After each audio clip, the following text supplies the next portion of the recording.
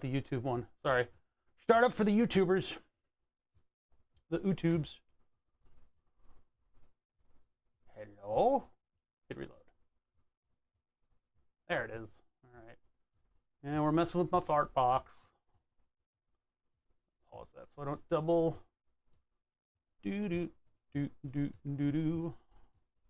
Pop oot chat. There we go. All right. Cool. Dang, nobody's here. Oh, there's like 3 people here. That's pretty nice. It is Tuesday. It is the beginning of the permanent summer heat wave. Nice and scary, right? I mean, it really is permanent summer heat wave. I don't know what we're gonna do. I have a Welsh dog. She's not meant to be in 95-degree heat.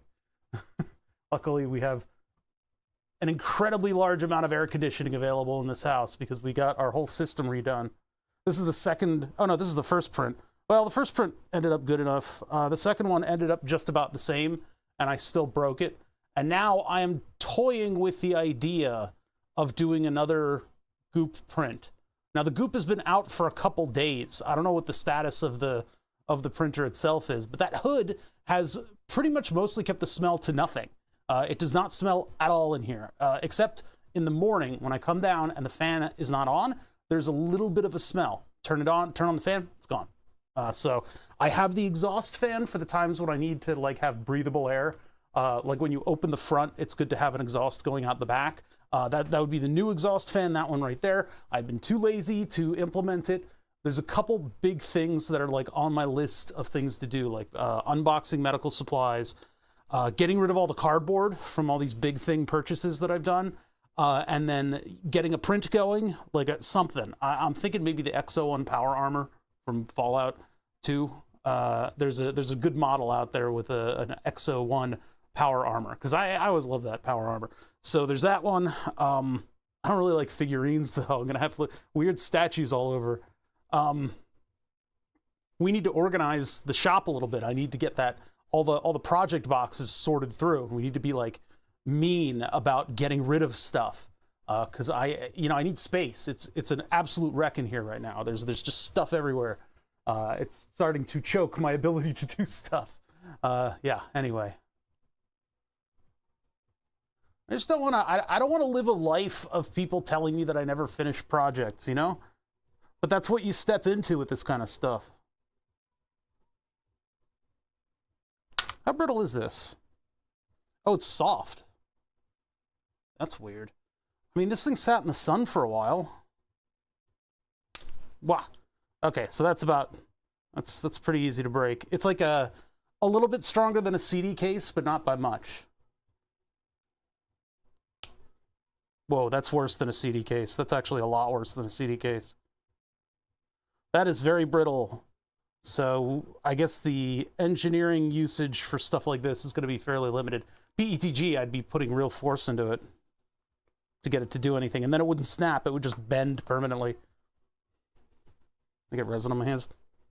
I don't smell it. Maybe my nose buds have been totally destroyed. I don't know. I can't taste anything anymore. This is a microscope? Okay. Yep. There we go. I keep forgetting. If you're watching on YouTube, you're not going to get the benefit of having my background music right now. I play it during the intro only. Let's do a calibration on this one. Setup, and then we go to micro procedure. And then it does its little thing. This is also a Node-RED thing. Node-RED unfortunately can't do everything in OBS. It can't do like the webcam settings, but I do use Node-RED to do the OBS. It goes through like a series of steps. So the Stream Deck locally can do the camera settings, and then Node-RED can tell OBS what to do. So I have this sort of algorithm that uses multiple different things in order to get the camera calibrated. When the Logitech webcams restart, they forget their settings. And then there's a bug or something in the settings where you have to flip it to 30 FPS, change a few settings like the automatically enabled settings, and then you change it back to 60 FPS. Suddenly it forgets everything, but that means that you can then actually alter the settings. Sometimes the settings don't let you change them. It's strange, but it's something I got to do every time I open up OBS. So I put a couple sequences of events into into Stream Deck buttons that allow me to get everything into calibration. It's why I use cheapo Logitech cameras instead of professional video stuff. It's just one of those things. I didn't have to spend hundreds of dollars on professional video stuff. I spent hundreds of dollars on Logitech cameras, but I could probably look at the state of some other manufacturer webcams, and maybe this whole thing wouldn't have to be something I have to deal with. I would hope so. Maybe one day I'll look into that. 12 people, it's a slow day.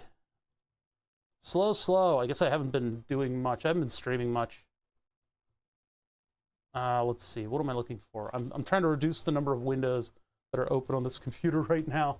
It's kind of crazy. Where is the YouTube chat? It's behind here. There we go. Okay. I got both chats up. I can see everything going on there, and then I've got my combined chats over on this screen. Presumably, this will keep me from missing stuff, but it happens. Siflet 8 resubbed 4 months ago. I think I caught that one. Bill Mays. Yeah, what's your favorite PLA brand to use? I don't know. I know nothing about that stuff.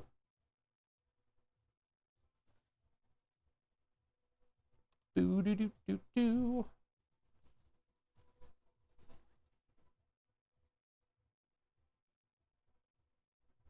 This chaos. This is chaos. Look at this chaos. So much stuff I need to clean up and clean off. So much dust in that Furby, and that should be the front. That should be the front-facing edge of my fart box. I need to have the Furby do a little back and forth dance when it makes a fart noise. That would be very cute. Right now, I have it looking like it's completely fed up with everything. Its eyes are like half closed. This webcam, for some reason, doesn't view any further out beyond this. This is like the max distance, so that fuzzy stuff in the background will always remain fuzzy. It's not even that far away. I don't know what's up with this camera. All right, let me try it. Let me try getting the focus under control again. Configure video. Where's the window? What the butt? Oh, there it is. Close that and open it up again because I don't trust it. Oh yeah, there's like 50 windows opening. All right, configure video, and then I go to camera control. Take the focus all the way in. This is like macro focus right here. Why does it need to focus on something this close? We go all the way back out. Yeah, this is as far as it goes. I could probably get better focus with a bit more limited aperture on it. But this is it for that camera. Very strange. We're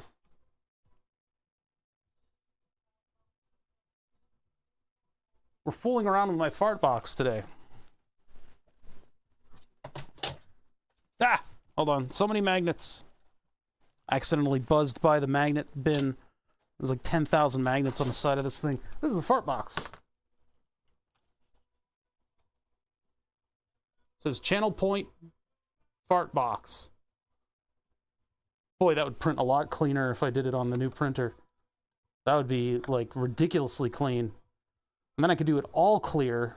Although if I do it all in clear, then the LEDs are too bright. How's that speaker cone doing? Looks like it's not great. It was never very good. The problem is if I have to replace it, I don't know how easy it is to find these Harman Kardon speakers. I bought a pair of like crappy webcam speakers off of eBay. Or like, you know, those crappy Harman Kardon speakers that everybody had who had an apple where they were like a tulip.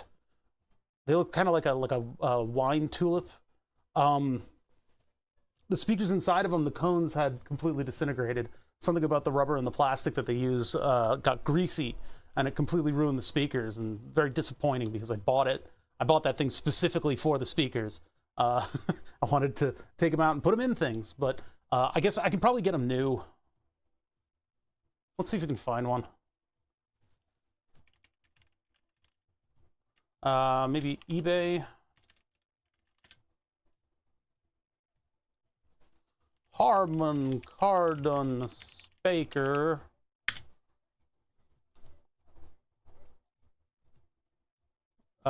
maybe driver or speaker. What do you call that? Like a bare speaker? No. Speaker cone? Oh, Jesus Christ, what a horrible misspelling. Cone. I guess speaker cone is what works. Let's see. Yeah, I used to have Harman Kardons in my BMW. I had no complaints about the sound. They weren't like super special, but what in the you wonder what's inside of these. It might be those Harman Kardon drivers. You know, these are the Apple speaker, that the generation of Apple speaker that the cone in the fart box is from, are the ones where it was that big stack of speaker cones and it was totally clear plastic. Yeah, these. Very much. And the problem is these are pre-owned, so if you open them up, it might be kind of greasy inside of there because they're like decades old at this point. Like those are probably disgusting. Those are Harman Kardon? Huh. I think I have a pair of those somewhere. Those look like my old Dell speakers. Yeah, these are like the old Dell speakers. What's up, Groovy? How's it going?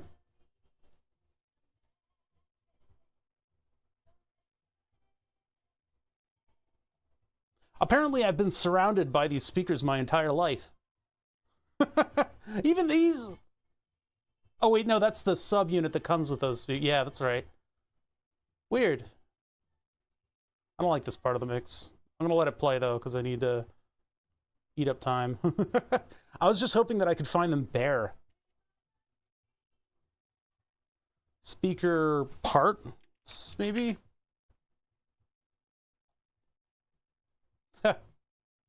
Citation.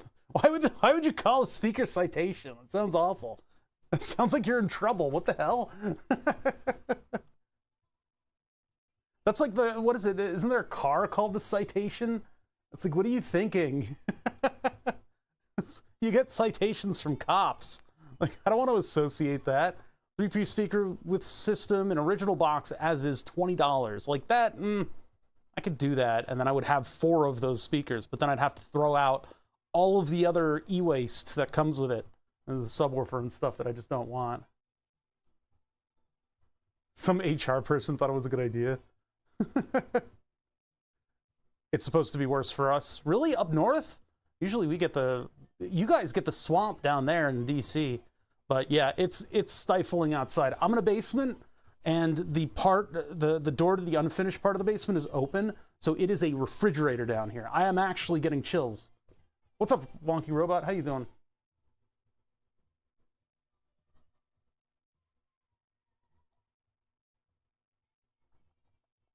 I mean, that's not a bad one, but the ones that we were using are slightly better.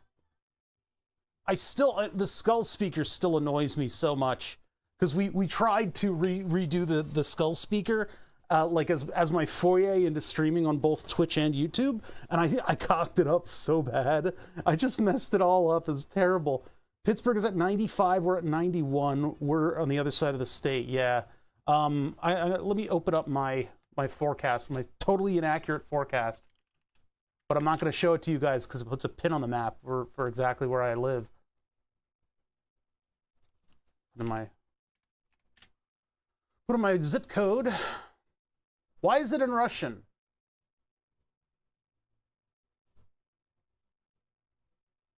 What? Huh? Why does it think? Why does it think? Huh? It's showing the address, but then it shows it in Russian. Is this actually? No, this is not where I am. Oh. Put my town in there. That was weird. I put in my zip code and I thought I was I was in fucking Siberia. Okay, so my totally inaccurate yeah, I don't know why I put in my zip code and I thought anyway, my totally inaccurate forecast says 88 degrees, which I don't think it's going to be. I think it's a lot hotter than that out there. I think it's a lot hotter than 88. Some places in the area are probably hitting 90. And this is going to be summer. For the rest of summer. Forever. Forever. Isn't it great? But I'm not in the heat. I'm in a basement that still remains slightly cool. So we had our whole air conditioning unit a couple years ago, the whole thing replaced. I wish I had 90s. Why? Are you in a hotter place? Probably scorching down south. And it's what? June? June. It's June. You're getting rain. You know, rain's nice and cool. Although I don't enjoy when it rains around here and it doesn't do anything for the temperature. It just gets like steamy and more humid. You normally hit hundreds all summer. Damn. You know, it's an affront to man. People should not be living in this type of weather. Horrible. I want to like move to like Antarctica. Sunny California? Take it or leave it. Leave it. I wouldn't want to live there. Too hot. Yeah, I don't like heat. Do not like it. I would rather trudge through the snow and shovel every day, and I would love every minute of it. Node red. We're doing this raw. We're doing this from a point of me not understanding anything and doing no homework.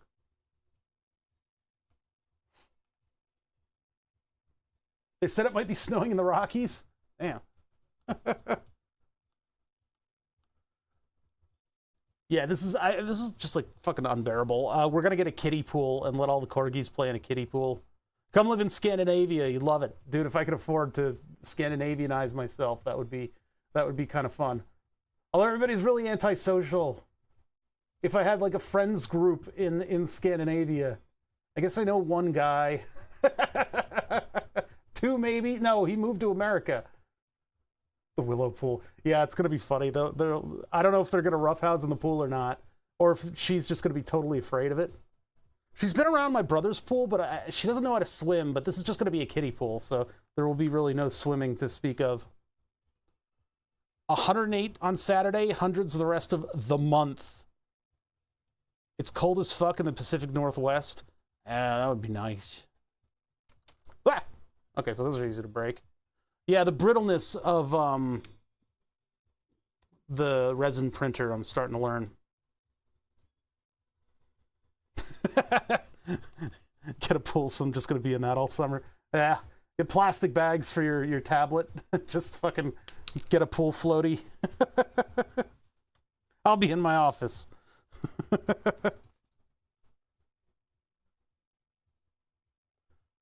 I didn't find anything cool yet to print Mr. Kamen Filter, which is an amazing Twitch name. I'm thinking about a bunch of stuff, and I think what I'm going to do is print... there's like on Thingiverse, there's the Exo 1 Power Armor, which I'm a fan of, just from coming from Fallout 2. But I haven't figured out anything like legitimate to print yet, like actual functional prints. We're moving forward with the Channel Point Fart Box, and I could certainly clean up things that have text, especially with the abilities, the clarity of that printer. I don't know. The Channel Point Fart Box, we're going to go through a little bit of revision on this, but I don't know if I really want to change much. It's a big advertisement for Harman Kardon speakers. They make fart noises. Yeah, excuse me, I'm late to a meeting. Cannonball jumps off of balcony. I was looking for a waterproof keyboard the other day. The ones that are like membrane keyboards that you can roll up are terrible. The feedback on them is terrible. It's very, very bad. I don't know what you should do for a waterproof keyboard, but I saw that thing and I was like, that's cool. I can bring that to LAN parties. And I got one and I was like, this sucks. Like, there's nothing. I don't even know when I'm hitting stuff. We did that for a pup that was huge. This one's about the size of 3 corgis, so... But they'll have a kiddie pool they can like romp around in.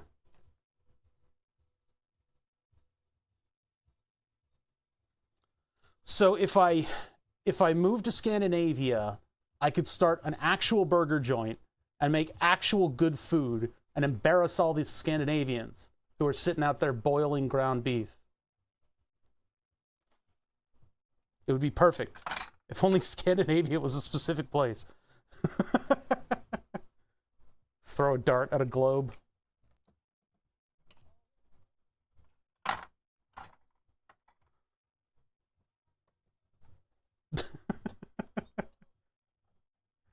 Listen, my only data point is a paper town way up north, knowing somebody who's from there. So it's not a good slice of the population or good for any kind of an impression.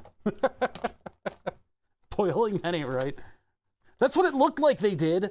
It's Robert. Robert got nachos, and the nachos were shredded cheese thrown on top of, not even melted, ground beef, and then nachos under it. And the ground beef looked like it. Oh God! It looked like they heated it up until it was brown. But like, I don't understand how you cook ground beef and have it look so soulless. We would never boil beef patties. Or burgers are usually pretty good. Listen, it's hard to mess up a burger. It's hard to mess up a burger. I'm just ribbing. But that was the saddest ground beef I think I've ever seen.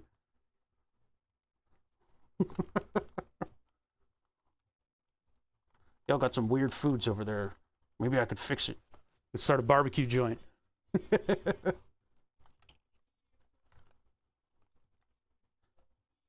Those commercial smokers, the ones they have like in kitchens and stuff, always like, they fascinate me because for some reason everything doesn't smell like wood chips everywhere, which when I use my smoker, everything smells like wood chips, and I feel like I've been standing next to a fireplace all day.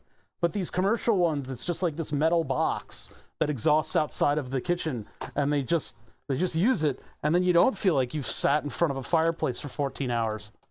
And they'll set it for like 14 hours and like go home and come back. Like, what? Incredible. This is it. Campfire smell all day. I don't like it because it like fatigues you, and then you take a shower and ugh. It's like when I'd go out raving and come back and wash my hair and it would smell like cigarettes.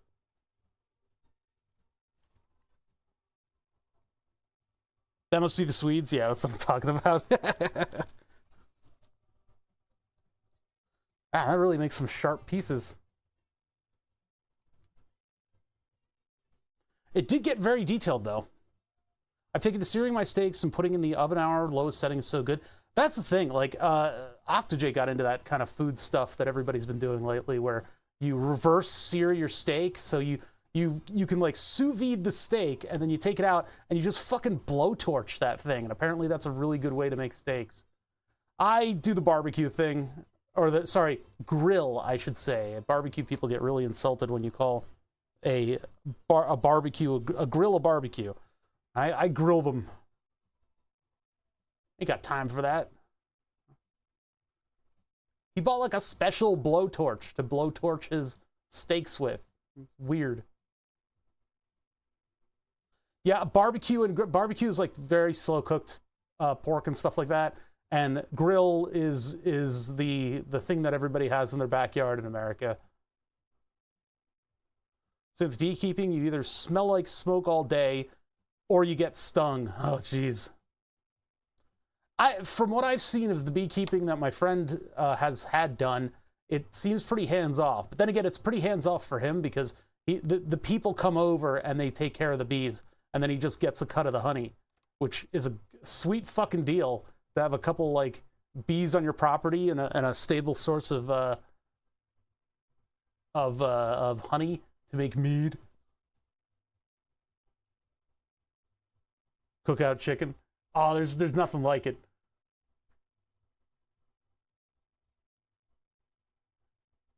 Yeah, do they have a gas barbecue setup? Does that exist? It probably does. There were some tips and tricks that Dewey and I were looking at, Dewey the moderator, we're looking at for turning your gas grill into a slow smoker. You have to do stuff with the gas flow. You have to like limit the gas flow and make sure there's very little flame so that you can get those lower temperatures and sustain them. I wish I had a buddy with a lot where I could put more bees. Yeah, my buddy out in Westchester, they keep bees, and I need to get mead from him again. I haven't gotten, not mead, I need to get honey from him again. That 1 year mead was really good, and I could have had it every year, but it's been a couple years. It's hard to be that patient. It's hard to be that patient. Well, the bees need water. That's why they're around your pool.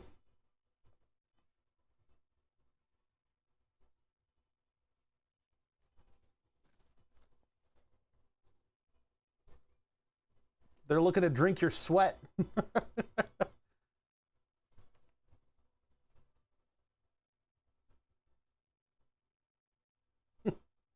Yeah, we have like a little alleyway here. That's the only thing so we've got a garden and I've got peppers growing, but that's about it. That's about all I can do. Need some advice on Schottky diodes. Let's see, the footprint in the module template I found calls for SMA, but it's very confusing to find out on retail sites if there's different sizes of SMA. Well, that's just surface mount, isn't it?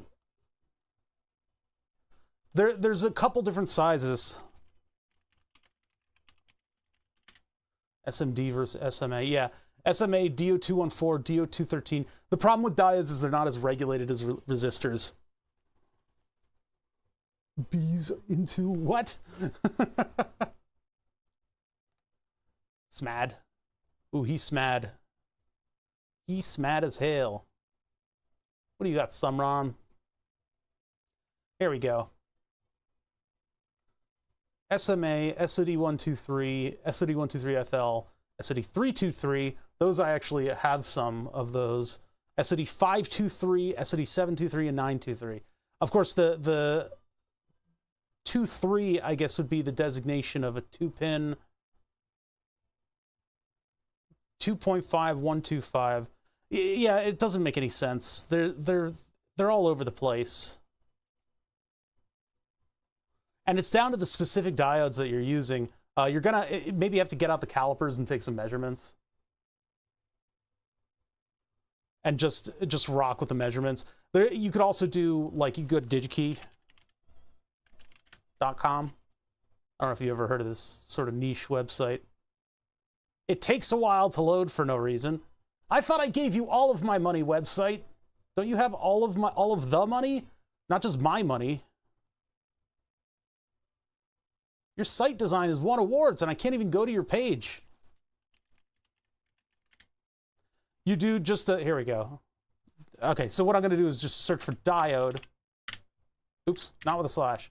Just search for diode, and it gives us 100 billion results. So then we have single Zener, bridge rectifier, TVS, diode arrays, blah, blah, blah, blah, blah, blah, blah.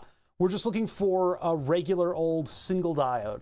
The single diode, and now we have a listing. If we do, let's see, product status, you probably want active if you're looking to order them. The technology we don't care about. Voltage DC, not yet, not yet, not yet, not yet. Speed, not yet. Reverse recovery time, not yet. Nope, all useless, useless, useless, useless. Useless. Qualification, mounting type. Here we go. So the mounting type we want is going to be wettable, what the, ew. I have a wettable flank. We want surface mount, but I guess I'll include the wettable flank just in case. So now that we have it narrowed down to surface mount, we apply all that stuff, and we've got just any old single diode in here. And what we can do is we can look at the packaging case, and you've got tons and tons of choices as for your packaging case. If you want dimensions, you would go to the dimensions. So where would it be? It would be voltage, speed, current, technology. Packaging just limits like how they ship it to you. So like cut tape, tube, doesn't matter. Ply, tray wouldn't. I don't know if diodes come in trays. It's just you narrow everything you can down. Poison water somewhere, or maybe you want them. What? What are you talking about? Let's scroll up on that. Yeah, a different water source, but you don't want to hurt bees. If they're around your pool, then so be it. But yeah, putting like a nice water source around. I guess the chlorine doesn't affect them, or maybe it does. So yeah, we have all of the package names. Sometimes there are dimensions in this thing, but I guess not in this. You might be able to find...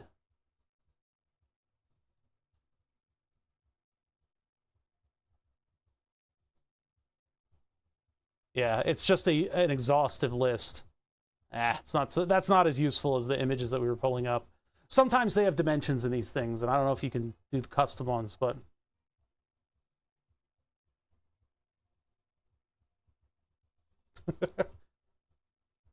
we have some bumblebees that do the front garden, and so when I take Willow on walks, she passes by this one. It's a plant that doesn't even really seem to have flowers, but she always passes by it and tries to snap the bees off of the plant. And I'm like, you're gonna get stung even by a bumblebee. Bumblebees are extraordinarily forgiving, but they will still sting you if you try to eat them. Or she's gonna get me stung because I'm sitting there in like yellow flannel, and so I look like a bunch of flowers to these bees. And so she tries to snap at them, and they go, oh my god, that flower tried to attack me. I'm gonna kill it. And so I end up getting chased by bees because of my corgi. Her face is gonna swell up, and it'll be super duper cute, although she will be suffering.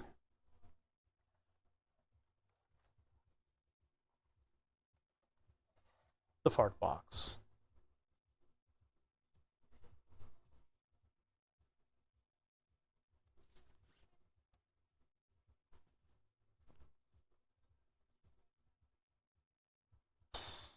Okay, we don't need to look at diodes.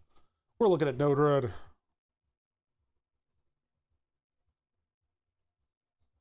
I don't know what I'm going to do about getting the Node-RED flows working because it involves registering a bot on Twitch, and that involves secret keys, which I can generate off screen. I've done that before. We've done a lot of work in this realm. Of secret keys and bots and stuff like that for Twitch. So I figured I would pull out a different... Dogs with stings are the most adorable and pathetic because of the huge noses. Yeah. Thank you for the follows, everybody. We did Abiotic Factor at the LAN, and it was a smash hit, even though the news of that morning was pretty just crazy. I've been kind of like looking into what happened, and I guess I would just say, if you ever sustain an injury where you pass out and then wake up again, like if you lose consciousness in like a contact sport, go to the hospital, like right away. Go to the hospital. Doesn't matter if nothing's wrong with you, because if something is wrong, it'll be a subdermal hematoma, and you can die from that. So if you get knocked out at all, go to a doctor. Get an x-ray, get a scan. Just do it, right? Because you might not be around tomorrow. Yeah, if you know, you know. Otherwise, it's not something to look into. But I would say that the most incredible piece of advice is, yeah, go to a hospital.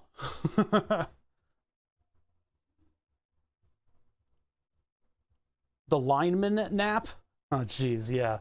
Football injury. Is that something that people have called that? That's insane. Head injuries in football. Holy fuck. Everybody wanted me to do football because I was fat as a kid. Stocky. Oh, your boy do football? I'm like, I don't want brain injuries. I you know, I just don't want, I don't want to fuck around with that stuff. Craziness. Wait, this fell off. Oh, well, I'll have to put that back later. I'll have to put that back later because we're not working on that right now. We are going to be working on Node-RED, and I'm psyching myself up for it because I don't know what I'm doing. I don't know what I'm doing. But we'll get to it. We'll get to it. Do it to it.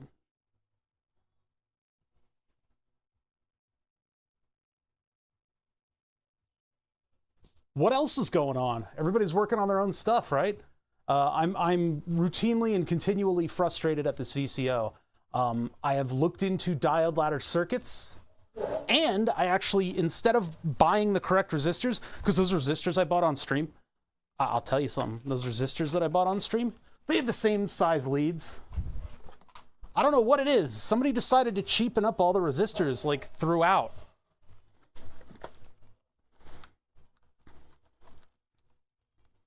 These are just as thick as the other ones. What happened to my thick-leaded Radio Shack resistors? What a ripoff.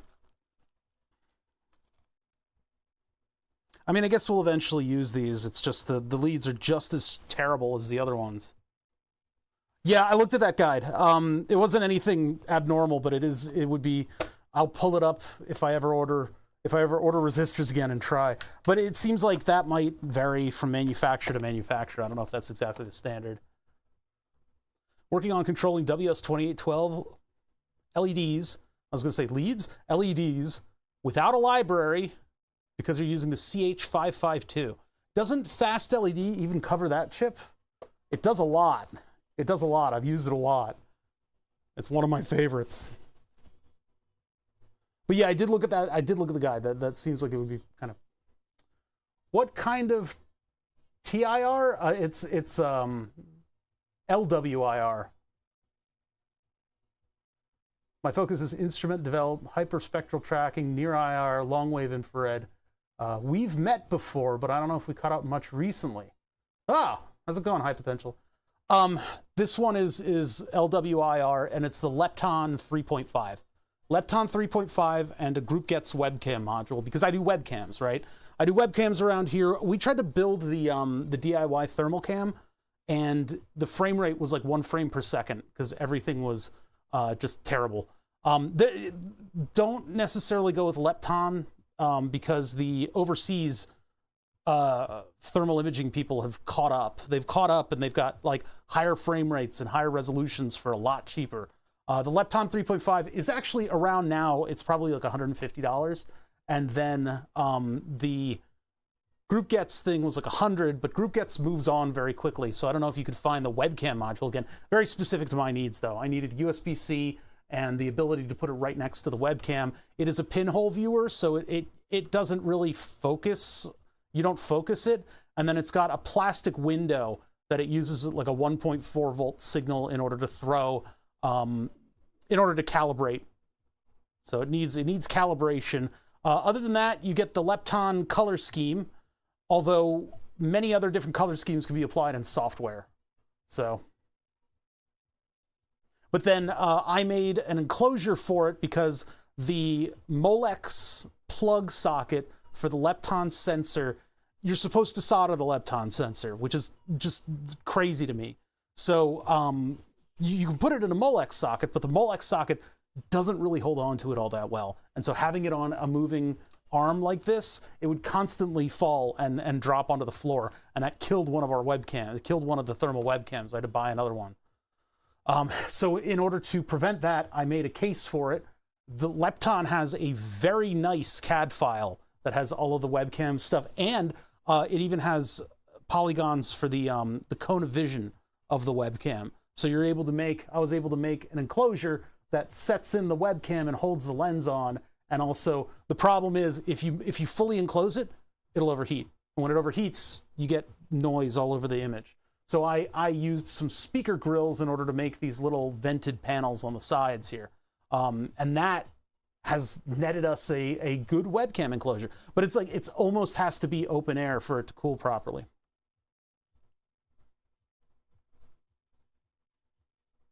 Noob with the EE side of this, mostly optomechanical engineering, planetary science.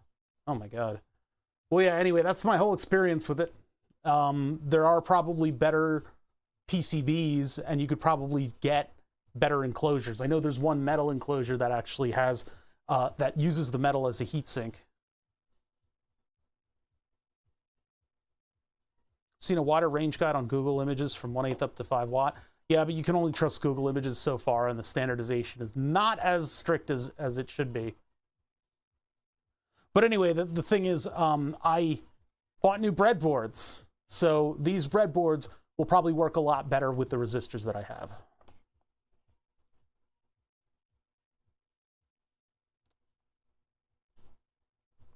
if you want to go SWIR to LWIR via a Michelson interferometer, dude, I don't know anything about that. I know production and webcams and stuff. And I wanted to have thermals because I do soldering stuff. And my moderator at the time, OctoJ, was sick of watching me burn myself on everything. So we sort of coordinated, spent a lot of money back when this stuff was expensive, and set up a whole webcam dual vision thing. And I just continued to burn myself as often as I used to.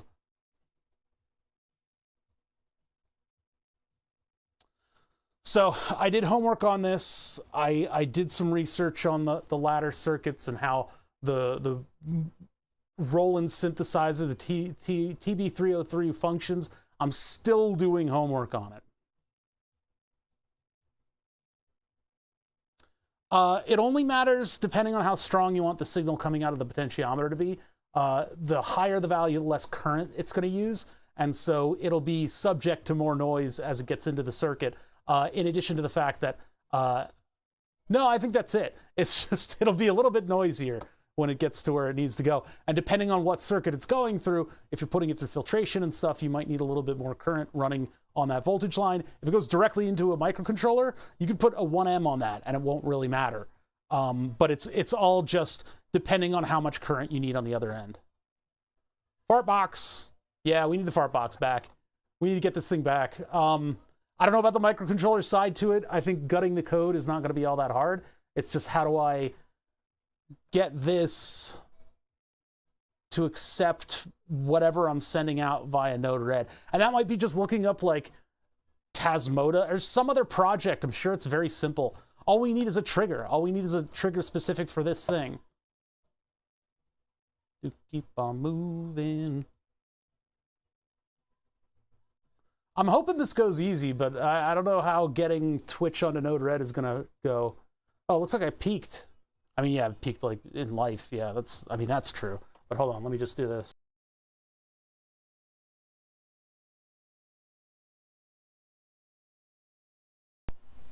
Beep, bop, boop, 1, 2, 3. Loud noises.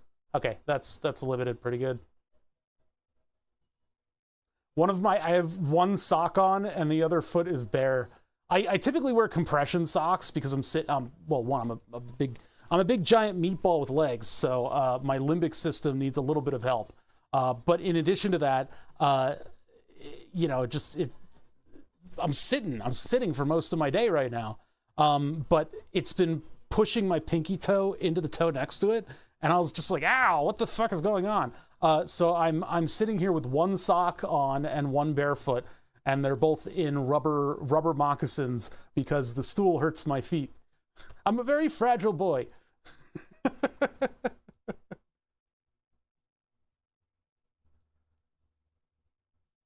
I've been holding the farts in for months. The economy of farts might need to change. That or there'll just be the mother of all fartalanches. There's enough gas set up so that I could run a turbine off of it in virtual fart points. But I do need to get this thing back, and I want to make it Node-RED because I want Node-RED to be the front end for all of the interactivity stuff in the shop. And so that opens the gate for other weird things, like getting the Furby to do weird stuff. I bought a Furby. You can see how excited the Furby is to be here. But that thing's been idle for too long. I need to do some creepy shit with that. I can't believe the resistors I got are the same width of connector as all the other ones. They're 1/4 watt. Like 1/4 watt should have thicker leads. Look, here, I'll show you. So here's the ones I bought. And let's look at an old piece of electronics and see what their resistors look like. All kinds of old shit sitting down here. Something just beeping me, or is that just a squeak noise? Ow! That thing is... I hate sifting through bins that have through-hole electronics in them. The leads are always so sharp. Yeah, this one's a genuinely old piece of electronics. Actually, that one doesn't have a lot of resistors. It's all 7400 series logic. That one's too old. There's an old security system board.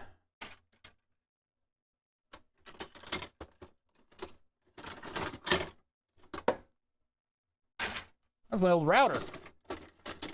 That's power supply. That's cheating. These are 1/8 of a watt. These are not 1/4 watt.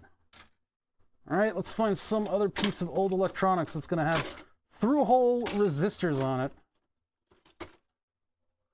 It's actually the cutting head for a vinyl cutter. Oh, you guys can't see what I'm doing. Sorting through this stuff.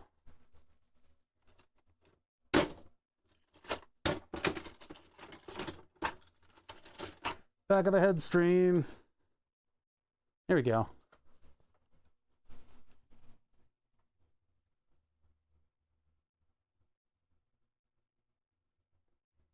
We got the same PCB holder. What, this one? I don't like using these things. Sometimes you have to. I appreciate the miniature precision vise. Having a little tiny vise that's all metal. Fast LED doesn't support the board. Would it be less work to make Fast LED support the board? Probably would. I like using a miniature precision vise. It's not something that you would buy out of nowhere because it's a $600 vise. It's something that I found in an estate sale inside of a toolbox that my buddy got. But it is incredibly useful. It adds to the inertia of the board that you're working on, which means you can still move it around. You're still very nimble with the board, but if you press on it with a soldering iron, there's enough weight there that it's not going to run away.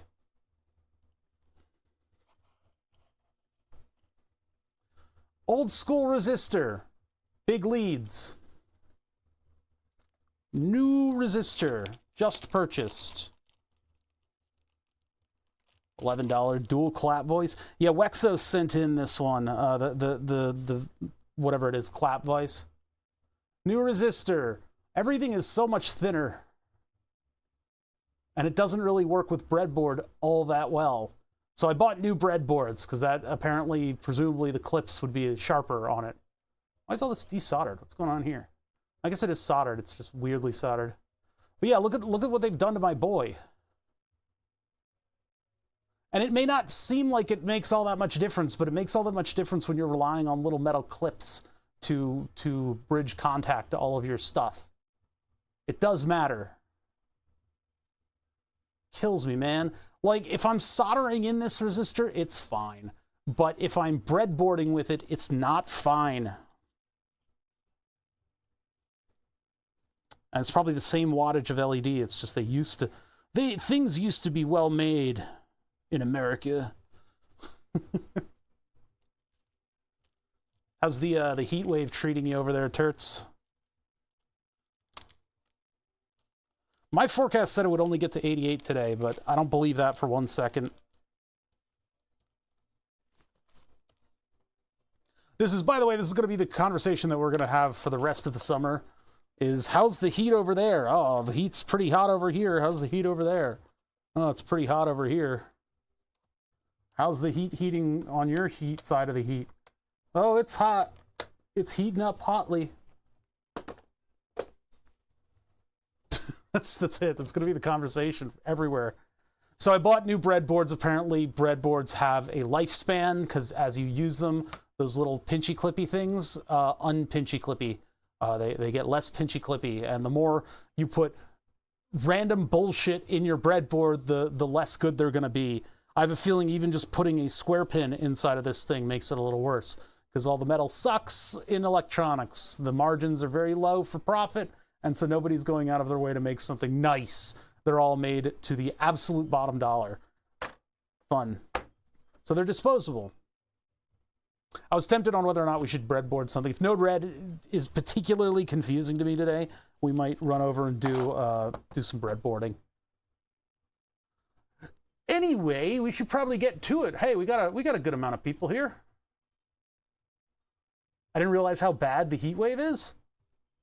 I mean, it's going to be the permanent I don't think we're going to get out of the heat wave until the end of summer.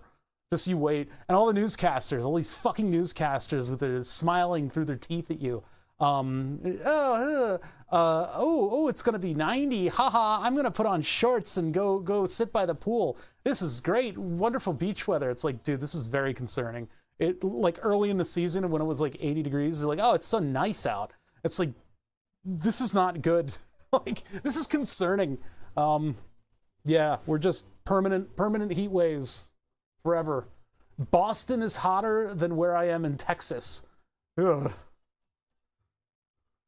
I don't want to open. I was tempted there to open up like a weather thing, but I don't want to open something up because Google's like, you're here. And I'm like, I don't want them to know that I'm here. No, stop that. I can turn that off. I guess I should probably turn that off, but generally we've been decent at keeping me anonymous. It's hard to do.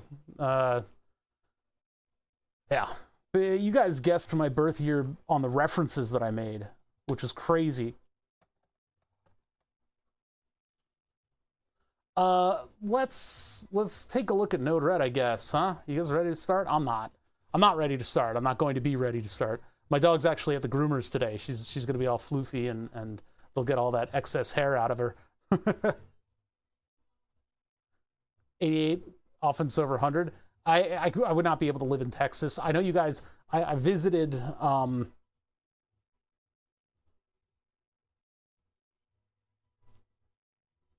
where was that? Dallas. There we go. That's sorry. Brain is susceptible to farting today, seeing as it's a fart box day.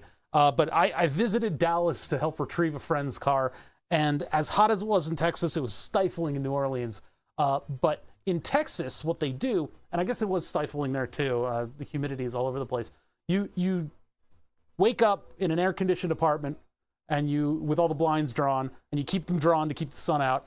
You go get ready, and then you suddenly go out into the car. Oh, it's so hot, it's so hot, it's so hot. You get that car running, and you get the air conditioner blasting. And then you drive to your other destination, and then you get out and you go, oh, it's so hot. And then you get into a building that's air conditioning to within an inch of its life. And if any air conditioning ever breaks, you go somewhere else. That's how they live. It's like living on the surface of the sun, but you have safe spaces where you can actually be human. They found a guy in a cave due to the angle of the sun in a photo. Well, there's not enough sky out there. There's not enough sky and plains for them to really make a determination. You guys know I'm on the East Coast, and some people know a little bit more than that, but I have the advantage that, well, actually, no, if I tell you guys that, then that'll be a piece of information, so. Like the opposite of Canada in the winter, yeah. But everybody's always talking about how hot it is. There's no other conversation. It's that sort of like, antennae thing. The ants passing other ants going, hey, how you doing? Nothing, no deep conversations, which is fine. You don't always want to talk about philosophy, but it's that the only conversation is how hot it is. Carry your dreams.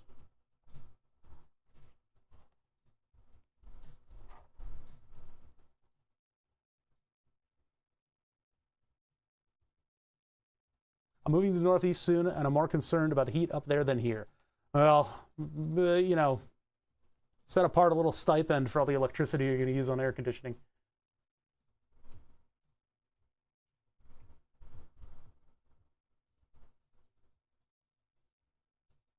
Well, no, but the weirdos are the problem. That's the problem. The weirdos are the exact people I don't want to find out where I live. I hated that they ferreted out my age by using my reference humor.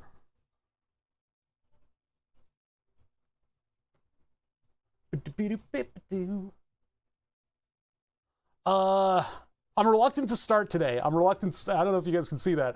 I am reluctant to start today because it's like, I don't know what I'm doing. I figure this is like shoving my face in the pee stain. I need to get this done, and so I'm doing it on stream, and I'm going to be miserable while I'm doing it because I don't know what I'm doing. I hate not knowing what I'm doing. It's why Dave's VCO has pissed me off so much, is that I don't know what's going on in this thing, and I should know better. And so I'm currently doing homework to know better about the synth.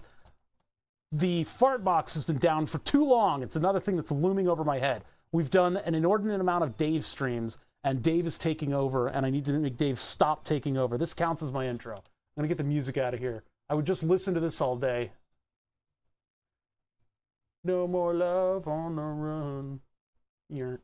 Okay, music is out of here. I'm mad. Bother is mad. Bother's very mad.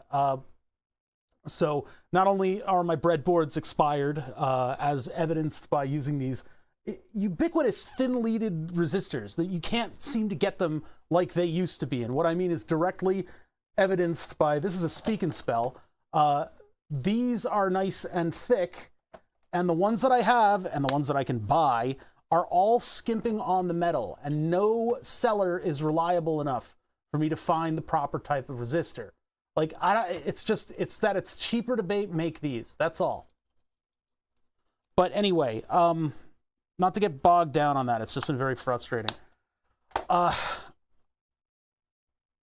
fart box has been idle too long. Some people have built up a veritable, I don't know, gas works. You could power a turbine off of what people have saved up for the fart box, because this thing has been idle for quite some time. The ticket expired, and it was no longer. It was me, Barry. I expired your breadboards. Yeah, the breadboards. If you're shoving stuff in holes a lot, I guess the holes loosen up. It's not good. It's the little pinching metal that they have inside of these being both cheap, and the fact that I can't source resistors that have thicker leads because the margins are incredibly tight. So I bought new breadboards. Apparently these are disposable every like 5 years. So I will be using these in the future, and maybe we can get a little bit less frustrated about these circuits never working. I hope so anyway, because I want to build a resistor ladder, and so I can test out sort of a version of this circuit, so I know what I'm doing when I'm poking in. Because, you know, I was flailing a little bit with this thing and kind of poking in and looking at what the voltages were, not really knowing how it works. Also, I found a PDF on ModWiggler that goes into the math of because electronics is math. Electronics boils down to math. It all boils down to math. There's a little bit of I don't know what that is. Sam Battles. This is the TB303 that we're looking at. There's a whole document on the math of the resistor ladder, diode ladder or transistor ladder filter. And there's a couple different topologies for that filter. They're all just about the same thing, but those little differences in the topologies mean that like things are matched better and stuff like that. It's not something I know a lot about. I'm going through the paper. The paper's math. I hate math. I have almost fell asleep looking at it. I've been trying to go through piece by piece. This is what I've been doing instead of uploading videos, which has taken a back seat, and I need to get back to uploading videos. All this stuff is just building up. It's building up. It's building up. And I'm about to have a breakdown. So today we're working on the fart box, which has been idle for far too long. I need to get Node Red working with Twitch. Yeah, learning from a paper. I would rather have it written out. And I actually bought, and I don't know when it gets here, Troubleshooting Analog Electronics. The what's his name? That one guy. Hold on, where is that one? Peas, right? Troubleshooting Analog Circuits by Robert A. Pease. Yeah, Bob Pease. Bob Pease is a legend. He's like the hard drinking, hard smoking electrical engineer who doesn't take crap from anybody. But he wrote this book, and I need to go through this book. This book is an amalgamation of a bunch of articles that he made with some connective tissue in there. And I would like to bulk up on my troubleshooting of analog electronics so I can get a better idea of how things are going and what needs to be done. Analog electronics are a bit of an enigma in and of themselves, but you see enough structures in them and you can kind of pick out what things are doing. But reverse engineering analog electronics is an even more rough affair. I think we've done okay with it. It's just we've barely gotten anything working. So yeah, the guy was a wizard in both skill and appearance. Yes. And he flung his 69 VW off a cliff or something, driving home one night in 2011, was it? I think it was it 2011, or was it was fairly recent. But he is a total fucking legend in electronics and at National Semiconductor. So I'm going to read that book. Apparently, there's a couple other books that you should read, but that was a $60 book. So I'm going to read that one and figure it out. It was a recommendation from a lot of my coworkers in some of my older jobs. They said, this book is the way to go. Like, you need to read this if you ever have time. And I'm like, I don't have time now, but I have to. It was today in 2011? What the fuck? Oh, that's weird. I ordered the book last night on a whim. I was just like, you know what? I need this book. I don't have this book. I'm going to get it. It was June 18th, 2011. There are spirits in this shop. What's going on? Happy death anniversary. Shit. Oh my God. I'd want people to celebrate my death anniversary. And fling toy cars off of cliffs or something. All right. So yeah, we need to do Node-RED because I'm doing my homework on this synthesizer to try to get it working again. I have a feeling it's something in one of the later stages, and the filter is totally fine. Because I found out through my reading, you know how frustrated I was that the signal seems to go away after that resistor? Apparently that's how they do this. After that, they severely limit the amount of current that's going into the filter. I don't know why they do that. Because it loses a lot of its, what do you call it? It like immediately loses a lot of the detail in it. I don't know, but I'm very frustrating, and I really don't want to just have a permanent stream where all I do is fix Dave's synthesizer. I have a feeling we can get it fixed relatively quickly, and as we're going, I'm getting better and better at analog electronics, but for your sakes, for the viewers' sakes, I just can't keep doing it. So we're going to look at Node-RED. Node-RED is a bit of a departure. We're getting into the wonderful world of programming, and in Node-RED, I barely understand what's going on at all. From what I understand, you have flows of like Java. It's like you start with like a Java packet and it flows from node to node to node to node, and you can do stuff based on the nodes. It really is like a gateway to automation, because what I do with Node-RED, in addition to OBS, is I turn on and off lights around here, right? All the lights in this shop are controlled by some such other node in Node-RED. So I can go into my specific Stream Deck buttons, and I can make an HTTPS request to turn off, where is that? Like the track light. I can just make that request on a whim. And what that allows me to do is when I go to this view, this stand light sitting behind me is not registered on the network. Hold on, I gotta restart. I gotta unplug this and plug it back in. Something restarted in here. Either I lost power or the power went out. Probably because all of the power is people are using a lot more power, and Pico's switching it around to try to keep everything balanced.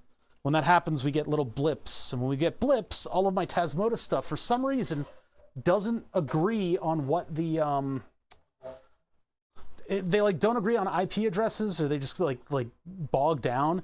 And I can open up the front page of the Tasmota device on like they have like a web page they host. You open it up and I hit restart and it doesn't fix it. So I don't know what that problem is. I don't know if it's something that I need to fix in my router, if I need to let go of the DHCP pool more often. I don't know. I'm not good with IT stuff. I should be a lot better. My friends are getting like business IT stuff, like wireless area network kind of things, and they're like, oh my God, this stuff is so much better. But yeah, you see that extra light coming on? That allows me to get the 3 points of light on whatever I'm doing here, and it helps to reduce the shadows. You can see that I don't have strong shadows anywhere, which makes everything lit and pleasant and easy to look at, right? So then I go over here and I go to the face cam, and this light is visible. This light gets in the way. It lights up that stuff, and you can't see stuff as well. What's happening is OBS is using, well, how does that work? What's up, Nano? Wired all routers to my UPS. Yeah, I mean, this has backups too, but it doesn't save it from some of those glitches. Those glitches still make my HTTP stuff all messed up. I don't know what it is. Yeah, so OBS has a plugin where it is communicating with HTTP with a node in Node-RED. Not just surge protectors. I've got battery backups on everything, because even though we have a generator, it takes a second for the generator to kick in. So anything electronic, and network related is going to have some type of backup battery so that it can be sustained in that gap of power until the generator turns on and makes our gas bill atrocious. So yeah, OBS and Node-RED are connected to each other. Node-RED then takes those flows and turns them into on-off signals for stuff around the shop. In addition to that, I also automated some of the calibration stuff with my stream. These Logitech cameras, they don't come up with the right settings at first. You see it a lot in a lot of different streams where they've got the shitty Logitech camera look. And generally what streamers do is they go to more expensive cameras that don't have these errors. Logitech has this weird monopoly on stuff like this where they do something but they don't quite follow through and make it really good. So like Logitech makes a good webcam. You can see here that it's rich. There's a lot of color and detail and you know, it keeps up really nicely. Uses a lot of bandwidth on USB, which means that if you're doing multiple webcams, you might need to buy multiple USB cards for your PCIe so that you're moving the addresses of the different ones away far enough. Surge protectors are just 5 MOVs in parallel. Is that what they boil down to all these days? All they do is protect electronics from lightning strikes if you're lucky. Yeesh. Yeah, things have gotten cheap, huh? So yeah, the Logitech webcams, you need to put them through a procedure, and it's like a what do you call it? A calibration procedure. So you have settings that the camera forgets between being plugged in or restarted, and then you have things to get the camera working properly. And so both of those things are in Node-RED and Stream Deck. Stream Deck prompts Node-RED with the settings value. Node-RED sends the settings to OBS or Stream Deck, because OBS can control some stuff and the webcam settings can control others.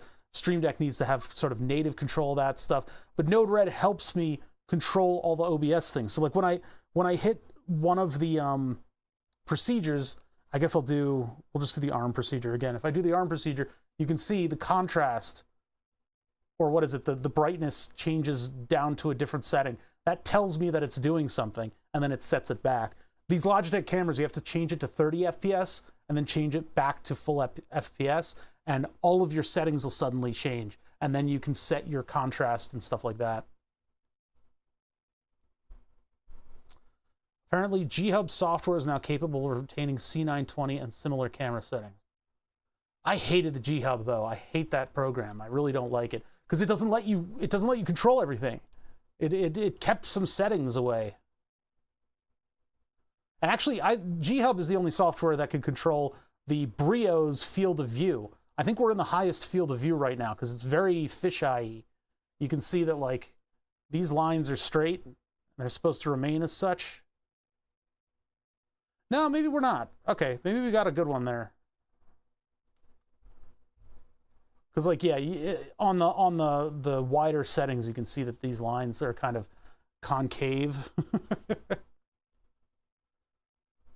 G-Hub is rarely accused of being good software. Yeah, it's pretty bad. What you're looking for, I mean, like these go like this, and these go like this, right? Like it's at the top of the screen. It's a little bit. Anyway, yeah, my brain's all over the place today. I want to do a little bit of Node-RED, and what I want to do is get Node-RED to see stuff from Twitch. The Twitch API, albeit terribly documented, and there are a couple features missing that I could really use for the board. It's pretty comprehensive in the interactivity that we get from it. If I can make one singular bot that's able to get all of that information, then Node-RED can then route it to various endpoints, and I can use the ESP8266, like the ones that I have in here, to control local device function and get its trigger instructions from Node-RED. That's the idea. And you know, Node-RED is the way to actually automate things in your house. I mean, I know a lot of people use like what is the other one called? Whatever. I forget what it is. Whenever I'm put on the spot, I can't come up with stuff that's stored in my head.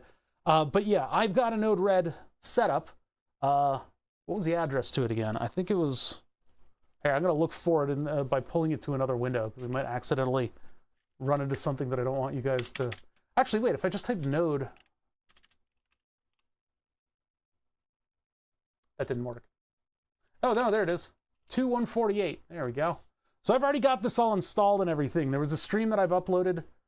No, not MQTT. What are other home auto? It might just be called like home automation or something. If there's like another system that I know people are using for, it's whatever my friend uses for his crazy like super house. But the least fucking confidence, like if you have a smart house and you have a bunch of friends coming over for like a barbecue, Home Assistant, yeah, that's the one. If you've got a smart house and you got a bunch of friends coming over, and it's like the first time you're using your outdoor porch, don't do a firmware update on your lights for the porch. We were like having a great time. My friend's got a beautiful view of Pennsylvania, rolling hills. There's a lake down the hill. Sun going down. It's getting dark out. All the bugs are out. You can hear all the cool sound. Well, actually, frogs is mainly the stuff that we heard down by that lake. But it was a beautiful scene. And then he decides it's getting a little dark on the porch, so I'll turn on the porch lights. And then we were like in an office building. It was terrible. So we had all this light shining down on us, and he couldn't do anything about it because he was updating the firmware in his lights. Don't do that.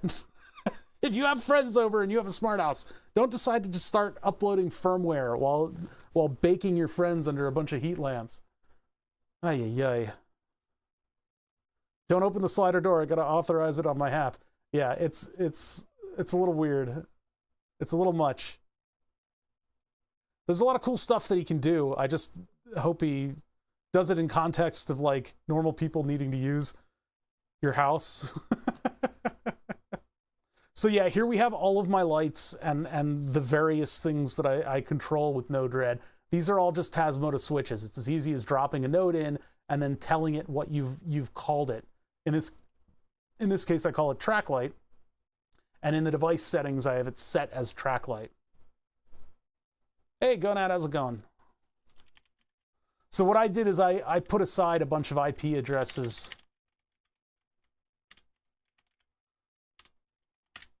for all the various things. So 2.11 is the track light. Keeper of Maps with 53. I feel like you just announced that. Didn't you just announce that? When did Keeper of Maps? And then I scrolled down. It has not been a month already. I swear to, like,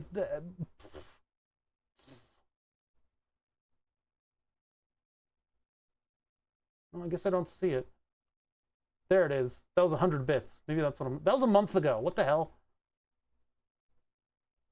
Keeper of Marps.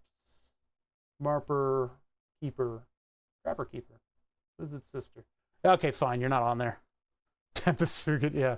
Well, time makes fools of us all. So yeah, this is the track light. I can toggle it on and off. In the configuration, it has specific module configuration. This is just a very simple sawn-off switch. Wi-Fi, I don't think that'll oust my Wi-Fi. Plus, nobody will ever be able to find it. Yeah, so there's the password and the name of the whatever. But in the MQTT client is just track light, and so it's so easy. I just throw this thing in here and I call it track light, and I have it go through whatever server I've got for the MQTT broker, and that's it. The MQTT broker was very tough to set up, and I still don't understand what I did. I followed a guide. I flashed a custom ROM on my phone 20 minutes before my buddy's wedding that I was in. What's wrong with you? That's all I have to say. Yeah, updating your phone's beta OS while on vacation. God, you tech people have troubles. So these are the flows that are actually running all these things, right? I need to get rid of. I'll just bust this out a little bit, and then you guys will be able to see. Yeah, I did use Mosquito, I think, is what I used, is what I remember. The only reason that I recall this at all is because I had to upload the stream where I was messing with this stuff. So in the Twitch VODs that I put on YouTube, there is the one where I set up and update all of this stuff because something expired and I didn't understand it. And it was a slog of a stream, though. I mean, it's good to show that kind of stuff, but man alive. So for the stand light, we have an OBS thing in here, and I guess that comes from my OBS flows. Where's the little, yeah, the OBS thing that I installed for Node-RED has, you know, current program scene changed. So when the scene here, oh, my OBS window's too big for this monitor. Hold on. Make that a little smaller.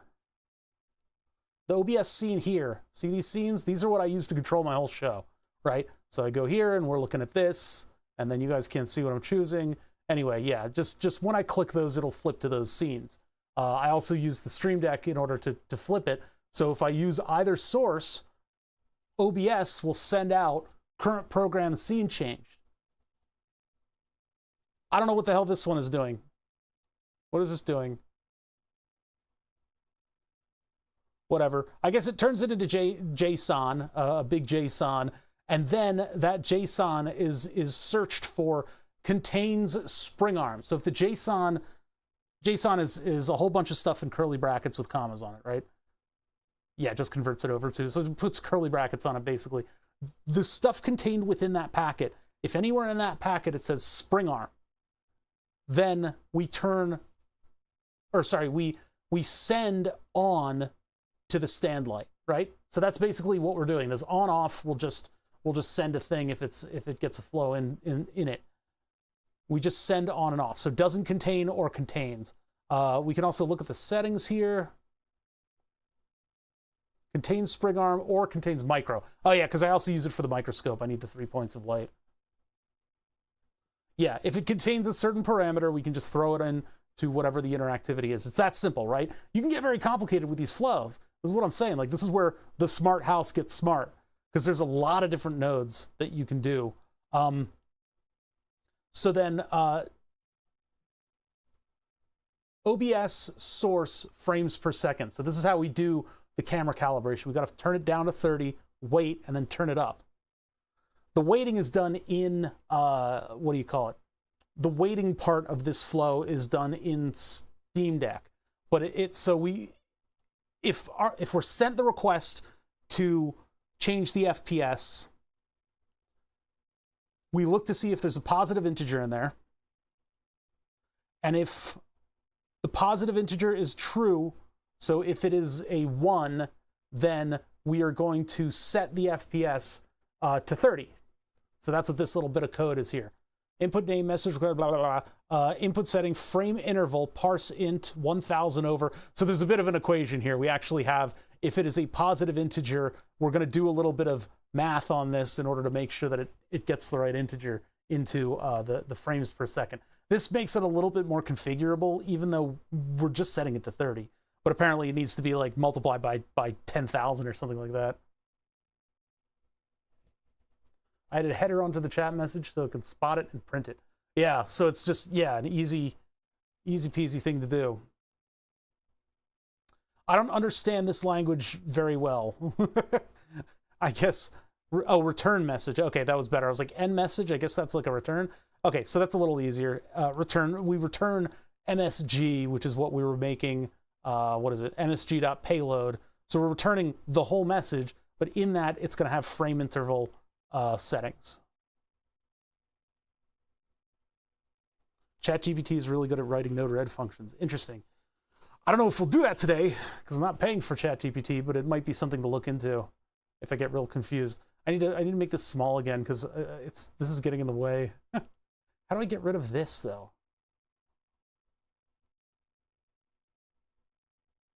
Can I like hide this briefly? It's one of those things that people with like wide monitor views don't experience. There's this kind of crush here. I can do that. I can crush it in. Oh, there we go. That just hit it. There's a keyboard shortcut to hide it? Oh, I don't know the keyboard shortcut. Hold on, let's see. The center click really is not working for scrolling. Control space. Yeah, that does it. That does it. Okay, so set FPS, blah, blah, blah, blah. Set input settings. And then it just goes to, this is just for troubleshooting, I think. Because, yeah, this will just send it out to OBS instance. And that's how I control stuff in OBS. So what I'd like to do is set up something that'll monitor the Twitch API. I don't know which one to use. We got to look it up.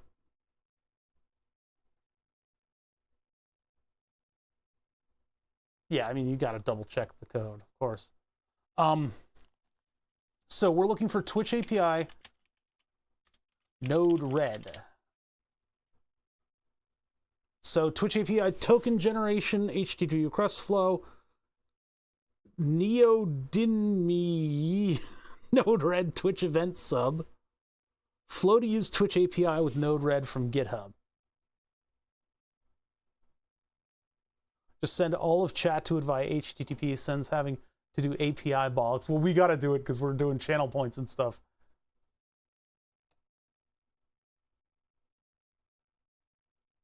So this is one via Node-RED, Twitch API token generation and HTTP request. The demo allows to use Twitch API with Node-RED and is also able to generate a bearer token, use the Twitch API, the HTTP one, analyze the response of extra, and extract information about a Twitch channel. I don't know if I need that. This demo provides an example to stream state, language, title, and game. Stream state is one that I would particularly like because I can get an on-air sign that I can put outside. So if the on-air light is on, I see you have Sammy board doing all that stuff, which it can do very well. Viewer count, last follower username, followers count, channel ID, and thumbnail. I don't do anything with follows because follows are, you're just subscribing to see my channel come up, right? Ritz Mitz? It's a strange emote. Okay, channel ID and thumbnail, and then more endpoints. Okay. Yeah, not having to deal with the pub sub stuff is kind of nice. I have a feeling that Node can probably do the pub sub stuff on its own if I configure it right, but I haven't looked up anything. I gotta figure out what we're gonna use. So I can import a flow and I can just raw dog the API.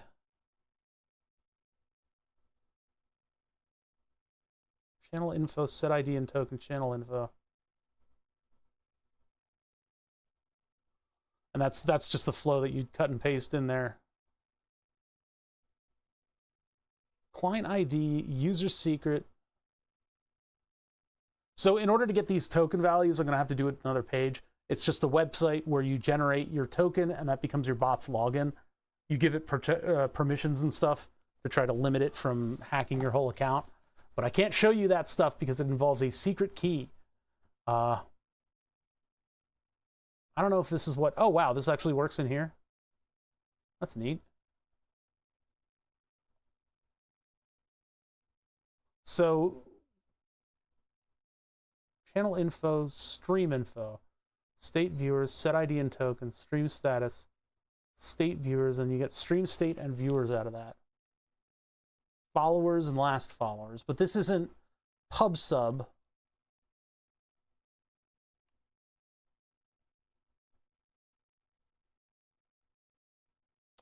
Yeah, I don't know though. I tried that. You need a token to get a code that you give to a wizard for 4 magic beans that might have to be swapped for a cow. Yeah, that's very true. No, I've gotten this working before, and I've gotten this working before with just natively. We got the fart box to work in and of itself. We have an ESP8266 that actually goes through all the steps of creating, of logging into the Twitch API and monitoring it. There has to be a simpler one though. This is one that I've been looking at. Your settings, your subscription, and then that'll unsubscribe your thing. Node-RED flow to subscribe, read, and respond to Twitch webhooks. So it'd be like on stream start, subscribe to events. Just in time to see the new fart box. We still have to figure out what the hell I'm doing. I don't know how to do anything, so I'm kind of coming at this from a completely noob standpoint. in that I've gotten Node-RED up and running, and I know that I can control both OBS and, you know, what is it? I can control it with OBS and Stream Deck. I can control external devices like this. Why is it so jumpy? I keep trying to like move it around, move the... I guess I just got to be careful what I'm clicking on. This would be the one that sets the different lights on at the beginning of stream. I have a button that toggles on and off all of my specific lights. This is connected to every light because I have Stream Deck buttons that send the HTTP.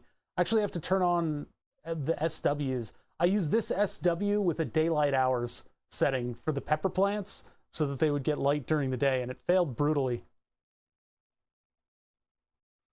I have enough farts to fill a Zeppelin at this point. Need a new fart box? I know, I need to get this up and running. This should be very simple if I knew what I was doing, but I don't know what I'm doing, which is why I'm looking for a Node-RED flow that's going to be as simple as it gets. Node-RED dashboard. Node-RED contrib. This comes from a Twitch streamer. Neodymium. This has not been updated. It was updated last year. That either means it works or it has been abandoned.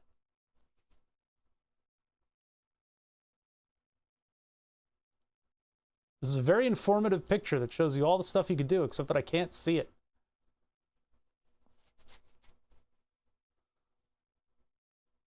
Oh, yeah, the Twitch stuff is updated.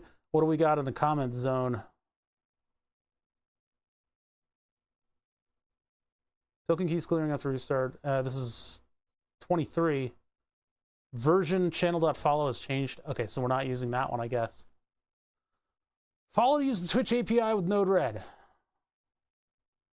Demo flow allows Twitch API with Node-RED and is able to generate a bearer token, use the Twitch HTTP API, analyze the response. I don't know if I'm going to need to like hump code directly in Node-RED. What the fuck? That's a copy paste that I've never heard. Bro.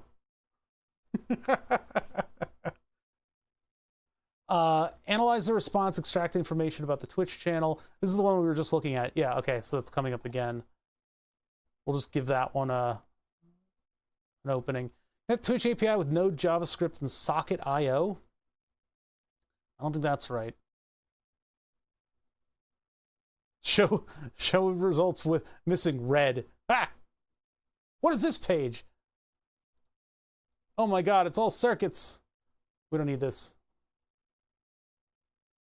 Node-RED library of Twitch tools? Oh, there's nothing here? This is the other one. This is the neodymium one. Oh wait, that's what this one is? This is by the same person. Oh boy, is it all out of date and nobody's using it at all? Because look, this is by Neodymium3. Yeah, exactly. Google's like on my final nerve in that respect.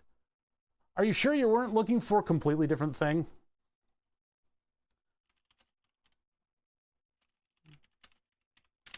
Is anybody doing something with the Twitch API that's current with Node-RED?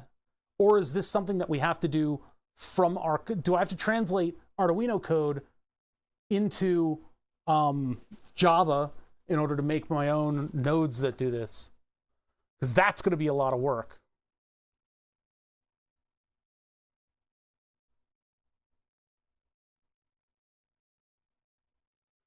I mean, maybe I can just add it with the package manager. We did update this fairly recently, so... where is that window? What window was I looking for?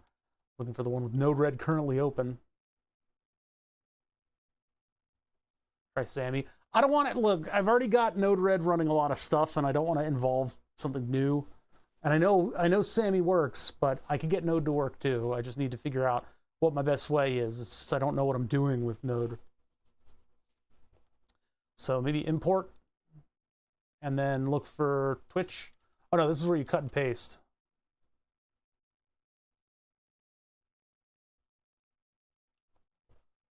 Buffer, audio, sense hat, local flows. Okay, so that's importing a flow.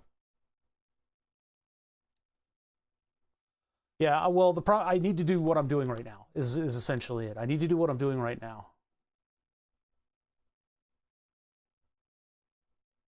Manage palettes. There we go.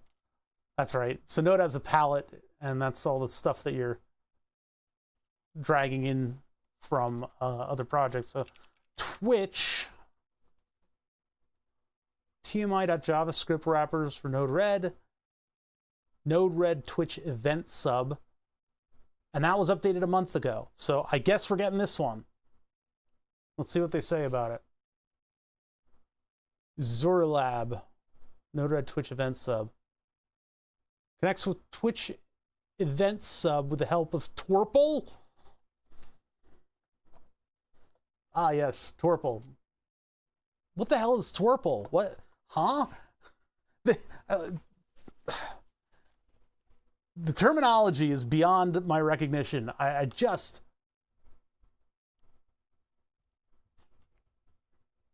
Utter craziness. Oh, the dog's back from the groomer. Listening to events from Twitch. Follow, sub gift, cheer, reward redemption, and raid. That's all I need. That's everything. This is pretty much why I went the other route. This is more hardcore programming stuff, though. Yeah. No, that's how they do monitor names, is by smashing their face against the keyboard. Purple stuff. Sunny D. We got milk, we got juice, we got purple stuff. We got Sunny D. Whoa, 90s commercial. All right, add the Twitch event sub node in your flow. Create the configuration of the fields. Get your Twitch user ID. Put the value in the Twitch broadcaster ID field.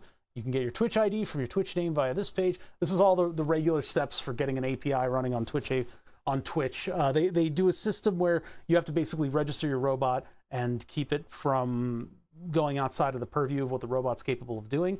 And then it will allow you to subscribe to events happening so that they're not constantly getting HTTP requests for information.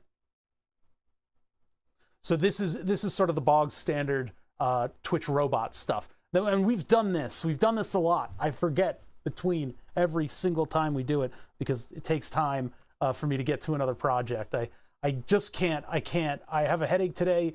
I can't go through projects the way other streams do. We have to do the ponderous stuff here sometimes. So as great as it would be to screw a bunch of wires down and plug it into the wall and watch the electricity like die, I do a little bit more cerebral stuff here.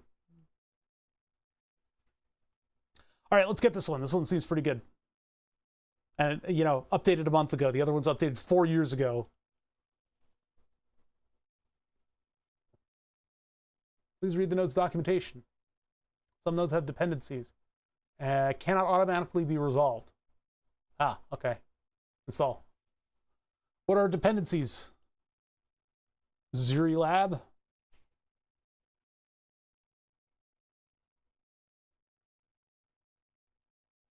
What the fuck is a Twerple?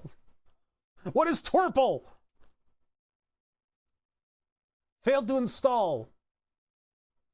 Check log for more information.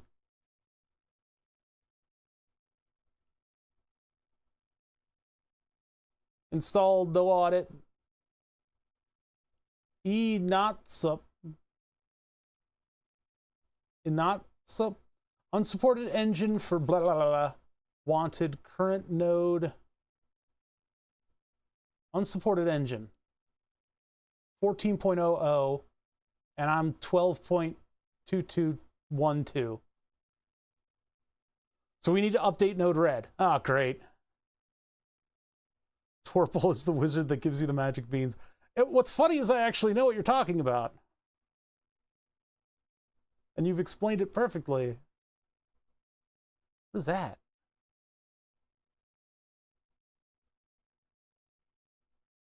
NPM 6.14.16. Node version is 12. It wants node version of 14. How do I update Node-RED? Here we are, shaving the yak.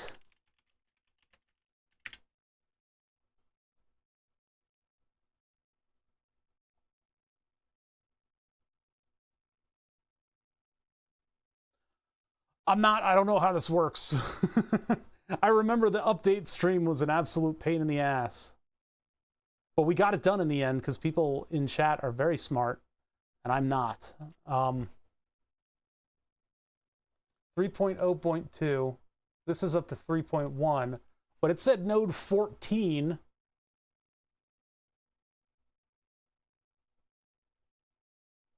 There's like, is there a button that I can hit that just updates everybody? Manage palette, settings, keyboard shortcuts, search flows, configuration nodes. That's all flow stuff. Yeah, I think I got to do this through the Raspberry Pi. So let's open up PuTTY, WinSCP. Yours is an older version. Yeah, sudo apt-get update. That's what I'm gonna do. Oh, but we haven't opened up WinSCP in a year, so now we update that. Upgrade. Download the new version.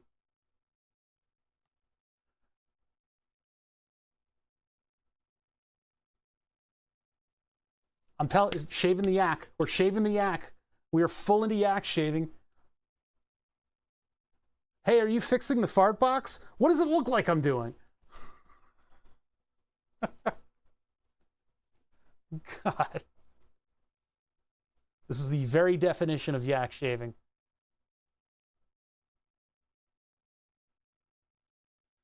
Raspberry Pi, PuTTY, Twerple, Node-RED, Juicy Mint, GIMP. He's gone crazy. His neurons are no longer connecting properly.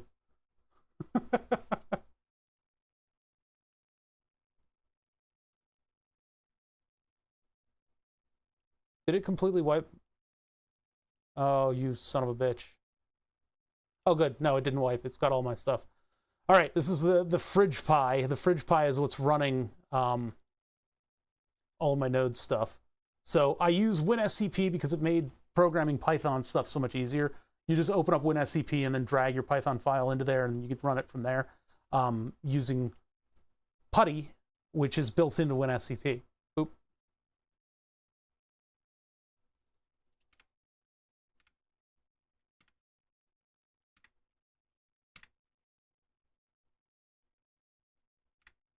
Here's all the upgrades from like a year ago.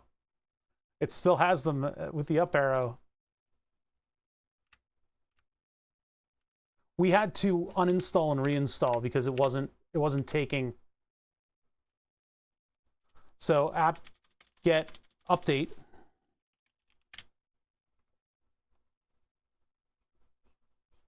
What do you mean 404 not found?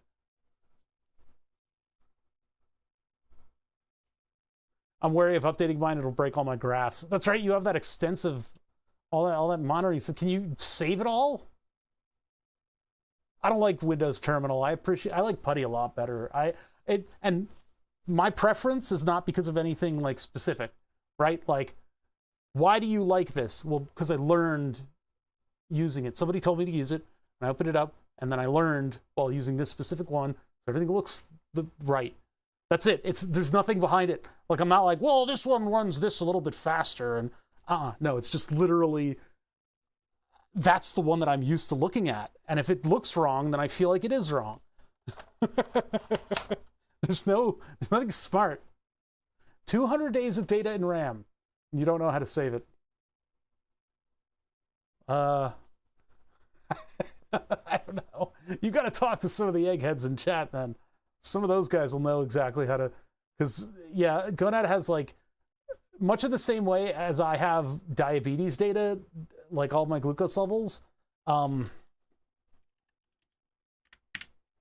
Maybe you need a Heroku app where you can save all of this data. Much in the same way I have archival data of all of my glucose levels. Gonad has temperature statistics for his house, and it's kind of crazy.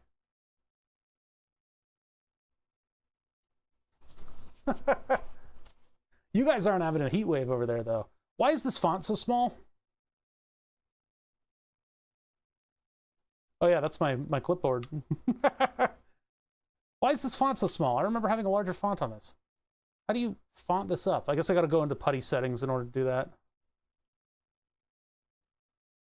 Well, the automated, yeah, Node-RED can eventually do the automated house controls. It's moister than an oyster. I love that phrase. Yeah, it's nasty everywhere.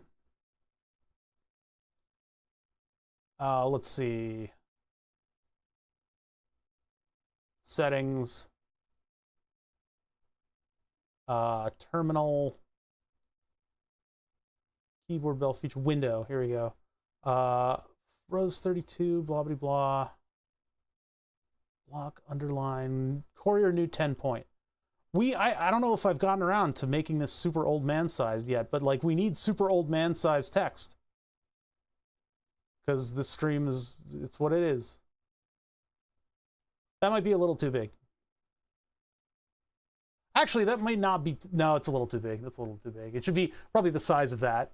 And I don't know what that boils down to. So back to settings.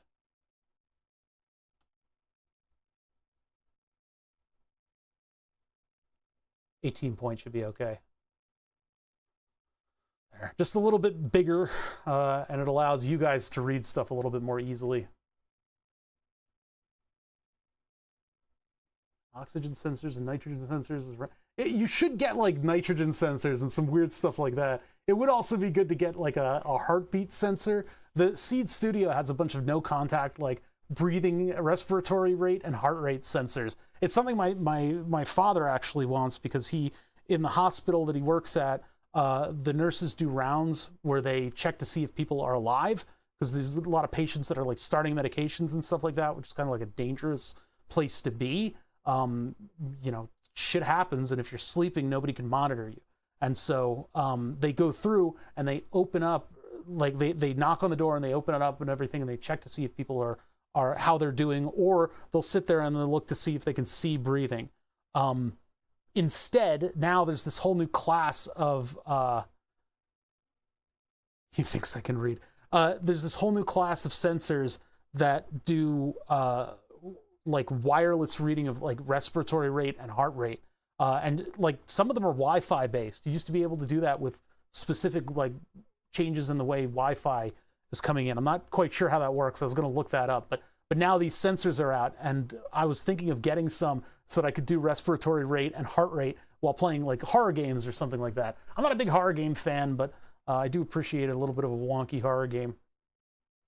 I made it to monitor my sleep-awake times. It tracks when the desk light is on. I know that one person had, for their Node-RED setup, they had the amount of current the TV was using.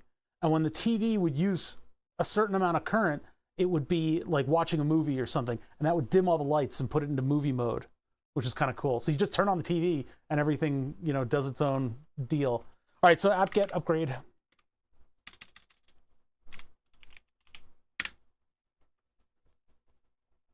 Nice old man font. Do you want to continue? Yeah, it's fine. 113K. Oh my God. Oh my God. Oh my God. 404 not found. What's going on? Wait a second. Did somebody change an IP address unbeknownst? Why are they all 404s? This Pi should have access to the internet. I think this thing needs to be rebooted.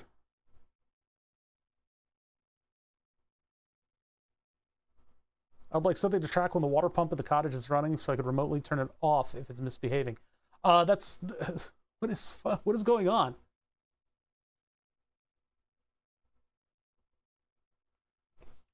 Yeah, that's what upgrade, update. Here's an update. Let's do another one. We've still got a 404 not found, though. Stretch release. Refresh the repo cache? How do you do that? What's the command for that? I could Google that. I could just Google it.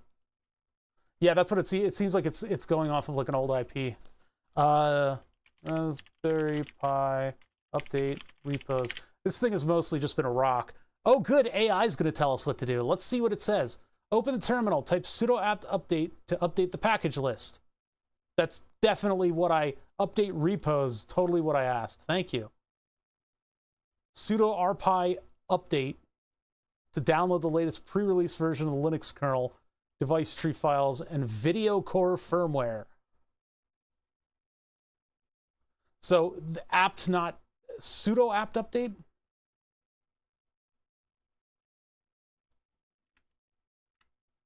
I did both. Here's my history. Update, upgrade, update. Oh, that's right. That's what's getting me. It's apt-get. I just apt. Got it. Yeah, that threw me off last time, too. I guess the old one is still in here somehow. Maybe because this is just a very old Raspberry Pi at this point. Listen, I've been streaming for a long time.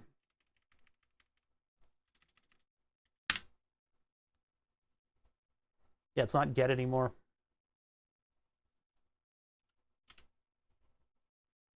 Oops, nope, we're still running into it. I think apt update might be in order.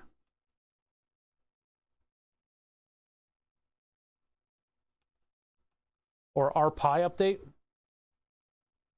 Let's see what the actual web says. The actual internet says.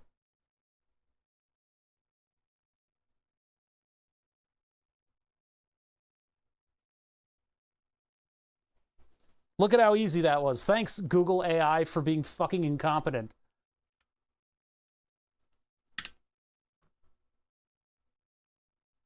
Thanks, everyone, for being not completely incompetent. No get. Nope, still doesn't let me do it. If I remember correctly, using get is just the verbose output. Oh, really?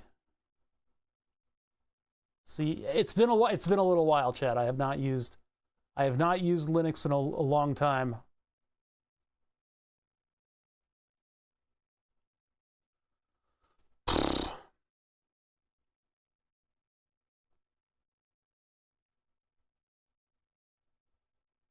One of those is that the Raspberry Pi mirror detecting can pick slow mirror. No, it's just not loading. It's 404ing everything. Equipment list, video tutorial. You just tell me how to do it. That would be... No, maybe this isn't the right thing. Huh. I mean, okay, so it's not finding any of this stuff, right? Failed to fetch, 404 not found.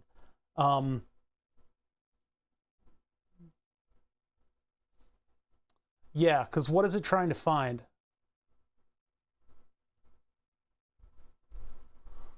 Raspi. It's all of the Raspbian. But then, okay, so it didn't upgrade one of the thing. Here, let's look up here where I'm doing.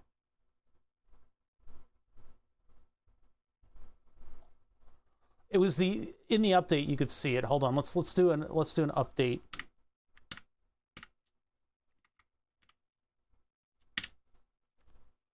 Right there. Raspbian stretch release 404 not found. And then the other ones look like they succeed. The repository stretch release no longer has a release file. Updating from such a repository can't be done securely, therefore disabled by default. See apt secure man page. Wait, what's a man page? Why are we gendering this? Wait, what's going on? Why are we suddenly man page?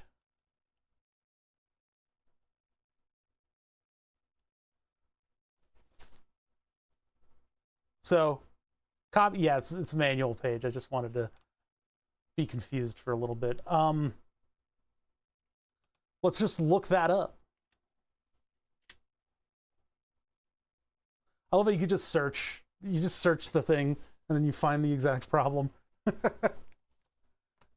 How's it going, esports? And Poopsie Doodle. I'm updating my Ubuntu, but can't update. This is the following problem attachment terminal. Can you get the full log? No. As said, please, somebody already asked this question, so we're not going to actually answer it.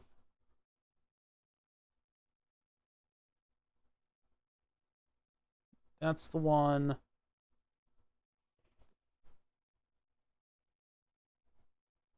RMRF sources list? What do you got? You got something similar? Oh, this is from Raspberry Pi, so maybe I'll get better answers. Try the full below repository. There have been a few posts on the subject. I hate this. I hate this. Yes, there have been a few posts on the subject, but they're buried down beneath the Earth's crust, and they've all expired, and all the pictures are dead. This is the most cancer thing on forums, is somebody already answered this question. You should Google it. What do you think I'm doing?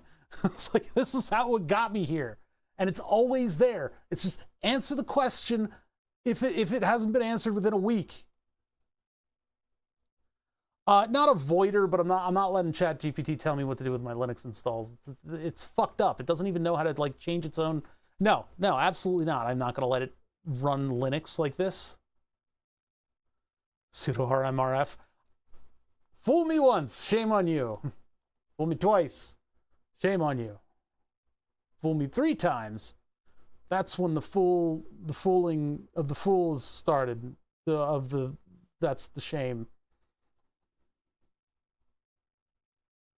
Look, I don't trust GPT. I'm sorry. I'd rather dive through forums because funny stuff happens when we dive through forums, especially on stream. I don't need my little know-it-all answery thing that goes off in weird directions. I have that. It's called chat. Been a few posts on the subject. Stretch has not actually been supported for years. Oh, okay. However, the repository still exists, but has moved to legacy raspbian.org, blah. It will stay there for a very long time, but will not receive updates. So in general, this is just kind of like doing its thing.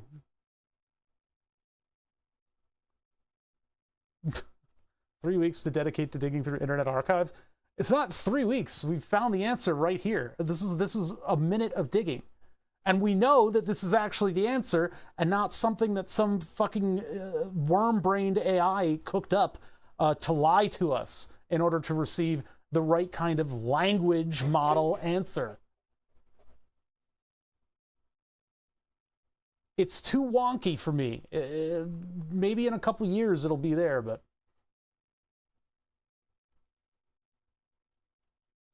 So, select all. So we need to go to sources.list.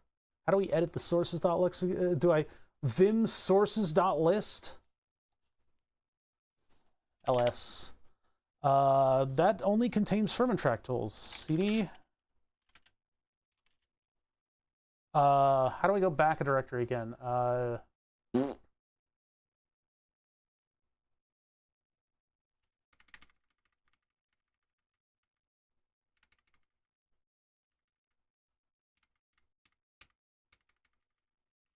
I didn't jump around in directories the last time I did this. cd ... Oh, with a space. Ah, thank you. I know this stuff. It's very fuzzy. I haven't done this in a long time.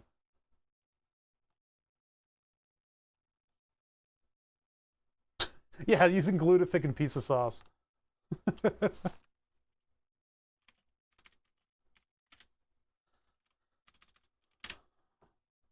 Oops.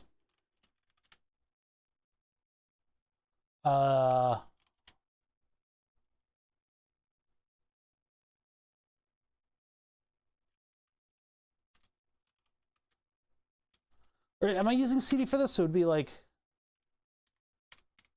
Yeah, it should be pi. Oh, with a slash in there. But then Fermentrack is in that one too. What?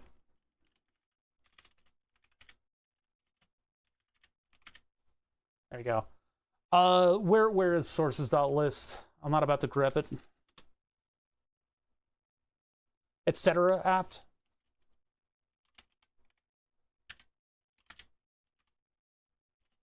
Ooh.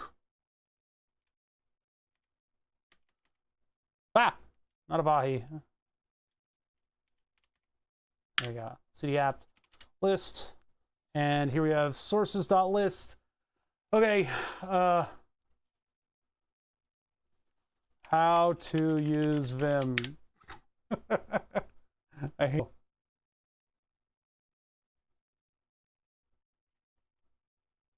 Oh, you guys want me to use Nano? I'll use Nano.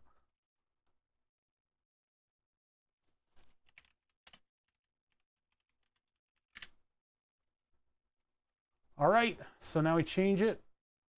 You see, it's coming back. It's coming back. It's coming back. Slowly, slowly. It's like you find a fish, it's not moving, you put it in water, and it starts to kind of like move. And then it gets eaten by a bigger fish. Deb, HPP, blah, blah, blah. So it's legacy.raspbian.org. This, in the end, this probably means that everything was already updated, but. All right, and then we save. File sources.list is unwritable. Oh, crap. Exit.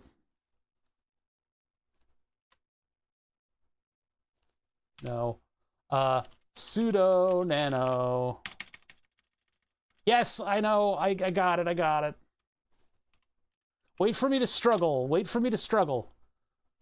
Because otherwise it seems like you guys are remote piloting me. You gotta wait for that struggle. I understand that you guys use Linux every day and that you type sudo get a cup of coffee in the morning in order to get your day started.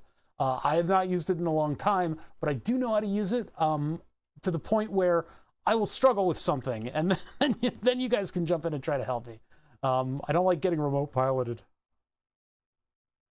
I hate struggling to understand Vim, and I'm not in the dark ages. I don't know. I wanted to use Vim. Vim is a meme. And you also got to think about it from my broadcasting standpoint, is that I got to be a goofball. Otherwise, this is just a very boring stream. Sudo tells Linux that you have a weird beard and that you're some kind of a boffin.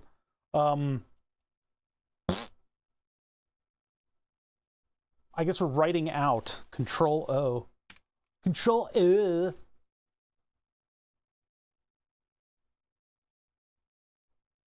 Mac format.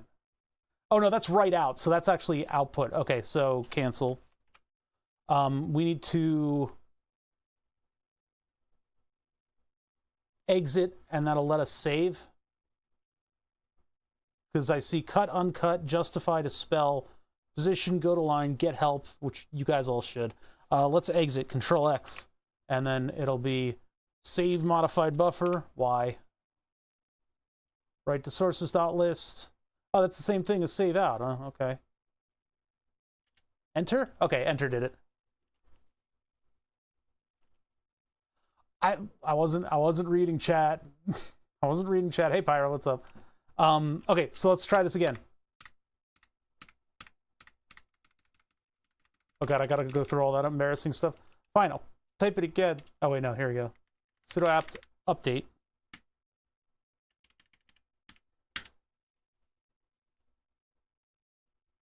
Ah, it's still doing it.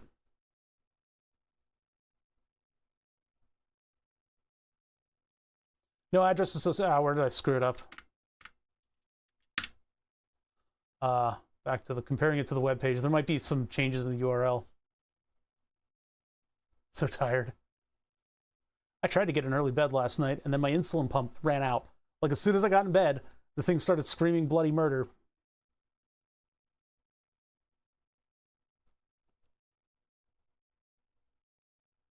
Oh, okay, Raspbian. I didn't change anything else. Legacy.raspbian.org.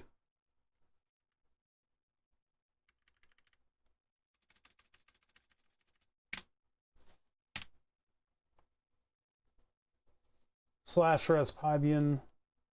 Stretch main contrib non-free. Okay, I don't understand what any of that other stuff means, but then Control X, tell it yes, and then hit enter. Oh my goodness. So now we can apt update. We don't get a bunch of errors.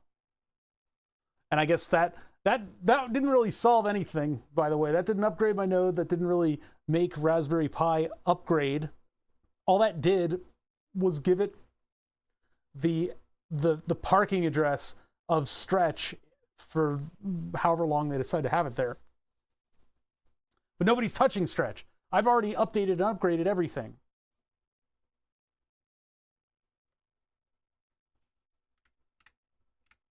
I don't think it was stopping anything else from upgrading.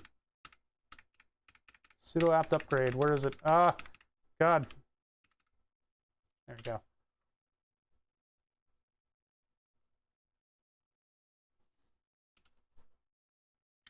Still on CISA 113K.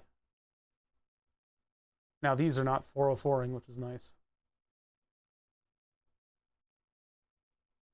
Buster is the new one?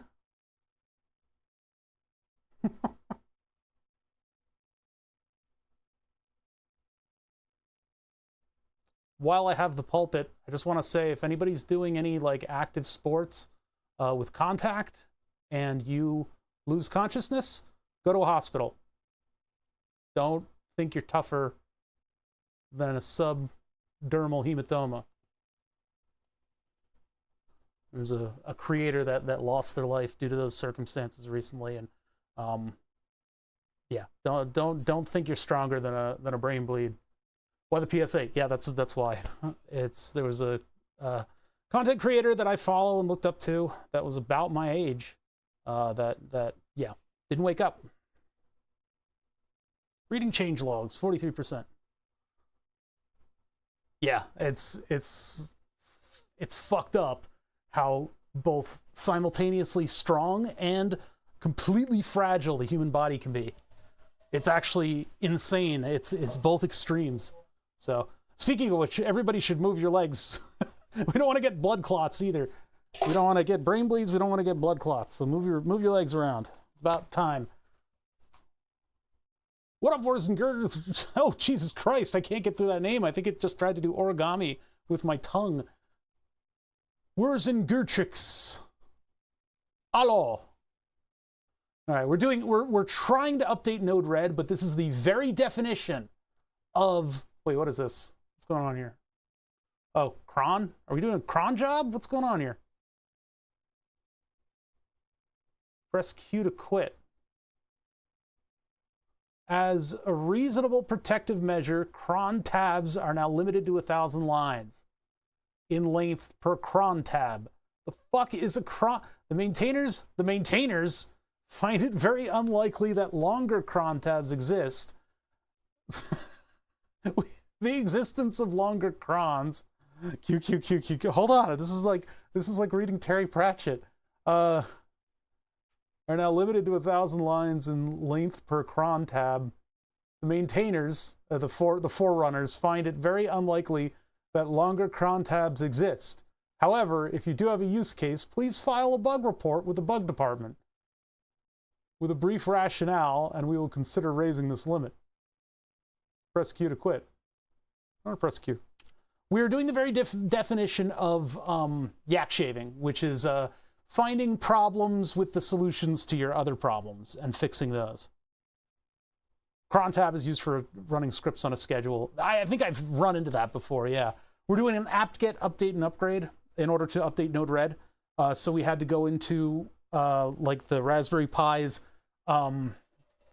repositories or something and update a URL for something that had expired or that was no longer maintained and changed. How to program a holographic screen. The fuck do I know? Ask ChatGPT, apparently. It'll lie to you all day about what you should be doing. This is actually updating now. So apparently changing that URL did let the Raspberry Pi do the rest of its job and update stuff. I did not think that was the case. I thought that it would be like, well, that URL sucks, so I'm going to move on and do the other stuff. What's up? Cyber Whiskey is a great Twitch name. That is a fantastic one. You can change the stretch to Buster in the source file that you edited, then update the new one from there. I don't... Huh? Yeah, we had to go in and change it to like the archived version. Stretch to Buster. Oh, I see. Yeah, Buster is the new flavor.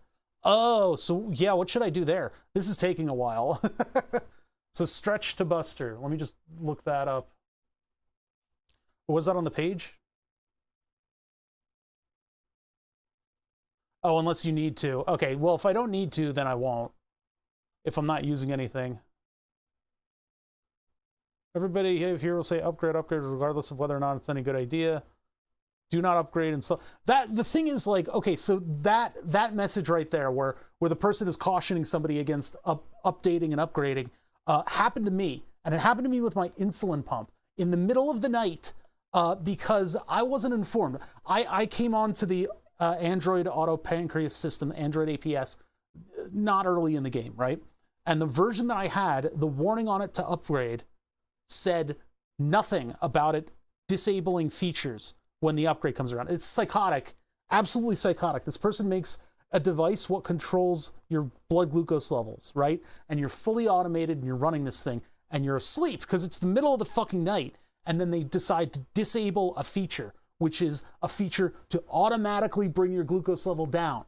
It'll turn off if you go low still, but if you go high, it will not continue to give you boluses. So overnight, you could potentially go diabetic ketoacidosis, which is a very serious deal, and it'll land you in the hospital. It is utterly fucking psychotic that this dev would allow this to happen when a version expires. It's just a version. If it still works, the person should still use it to their heart's content.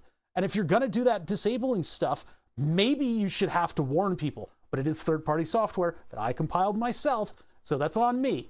But I didn't know previous versions of the warning told you that it would disable a feature. And so you had months and months and months to upgrade your software. So I was under the gun and I had to upgrade this phone app in order to be the latest version so that I could actually retain my insulin control, right? And so I went into the thing and I figured exactly what this comment is saying here. This comment that says, everybody here is just going to say upgrade, upgrade, upgrade, but some stuff, you might damage some stuff by upgrading. And so I thought that whatever that thing was, there's like some kind of like a core, it's one of like the things that makes up the phone app. I forget what it's called. But there was a new version of two things. And one was the original app, and the other one was the thingy-majig, that like one library that it used or something like that. And so I figured upgrade, upgrade, upgrade, right? Get all the latest stuff. And I did that, and it completely hamstrung the process of updating my pump because you're supposed to keep the old thing. Core's SDK, that doesn't sound familiar enough. It had like a silly name to it, I forget. But it was apparently, you don't upgrade that. But it's like, it's not fair because these fucking like tech nerds will always turn their nose up at you. You know, they'll look down their nose at you. Gradle, that's what it was, Grable. Grable's Fables Tables. It was the Grable wasn't supposed to be updated. But like, you go on forums and you look at like how people run the Raspberry Pis and stuff like that. It's like, always get the latest. Just upgrade everything all the time. Every time, upgrade, upgrade. What's wrong with you? Are you dumb? And then you end up upgrading something and then you look on forums about it. You updated your Grable? What are you, dumb? And it's like, I'm dumb. I'm dumb. You know, like I can't stand it.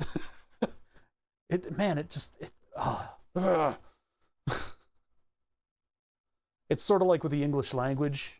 People who are learning English will interpolate and extrapolate ways that we handle pronunciation of certain things and get it wrong. And then people make fun of them for it. And it's like, but like they're running on a trend of information on how to pronounce stuff. English mostly is what sounds awkward or what doesn't sound awkward. It's very, very frustrating. Should I restart Node-RED?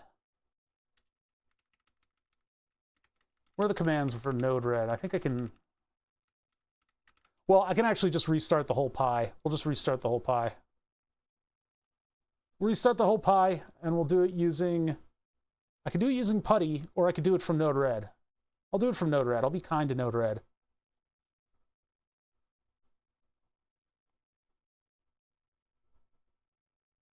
Actually, can I do it from here? I thought I could. Select all, debug, arrange, import expert flows, subgroups, blah, blah, blah, palette settings, nah. Oh, that's not right.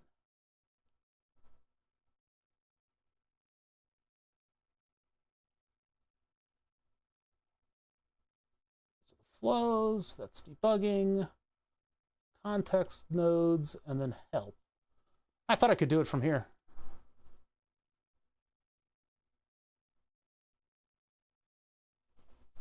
Oh, I see. The Node-RED stopped anyway, but all right, we'll just restart from console. Always upgrade when in active development. Always defer once a security update when in production. Yeah, I suppose. It's just I don't think like that, and I was I don't know. I was under the gun for upgrading everything. Where did my oh, here we go. We can also restart from here, can't we? Well, I should do it from a console. Ah, it changed the font. Son of a bitch.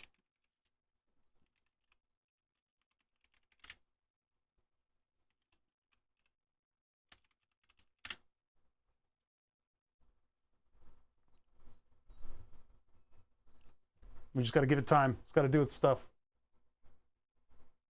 Yeah, that's the thing. When you're doing something like a stream, if it works, it works. Like there's no reason to do upgrades unless you're forced. So that's typically the Pi projects like to be left as they are.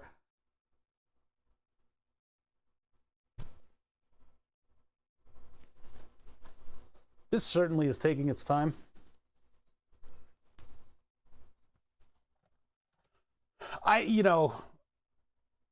You guys deal with this stuff way more often than I do. I'm sitting here reading equations about like circuity stuff for VCOs, not rebooting Linux machines and setting up this and that and the other things. So it's very frustrating when no matter what you do, you get the computery people lording it over you how dumb you are. Do we reconnect? We might have actually reconnected. God, that's annoying. Hold on. This would be settings. Actually, I don't know if we need terminal anymore. Take an image of the SD card once the fucking thing does correctly work. That's probably a very good idea, huh? Because those SD cards, they either work forever or they break and they leave you hanging. Let's reload this. I don't think I need to go in and manually start it. I think it's going to start on its own, unless something made it stop. What do I type to see running tasks on the Raspberry Pi?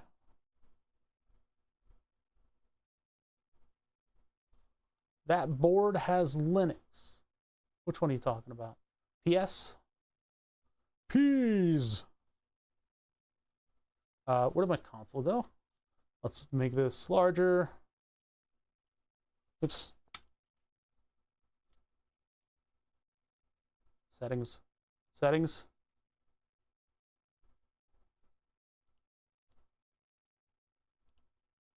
I hate that that doesn't persist.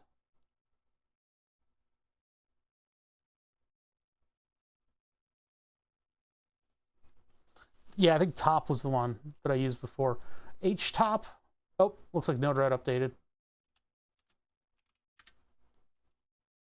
Pi, Redis, system T, nobody. Oh my god, motion is detected at the front door. Fermentrack is running, which that fridge has not been turned on in like 2 years. Well, I think Node's running now anyway, so Control C. All right. Look at that, I learned something. Okay. Okay, this seems to be back. It's not deployed?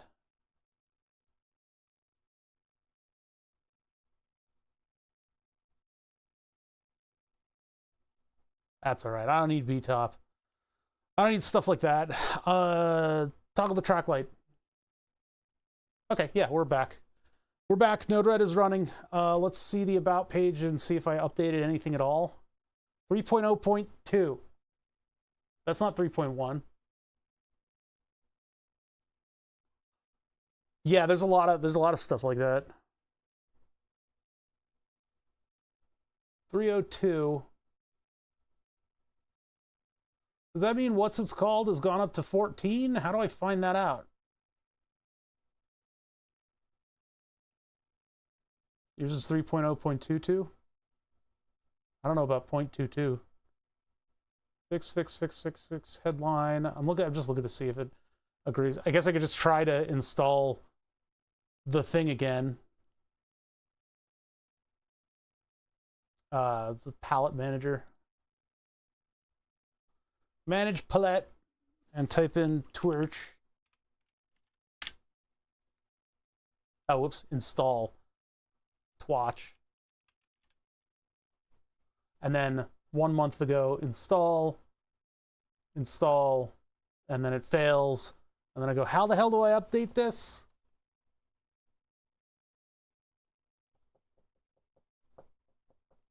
Just you wait.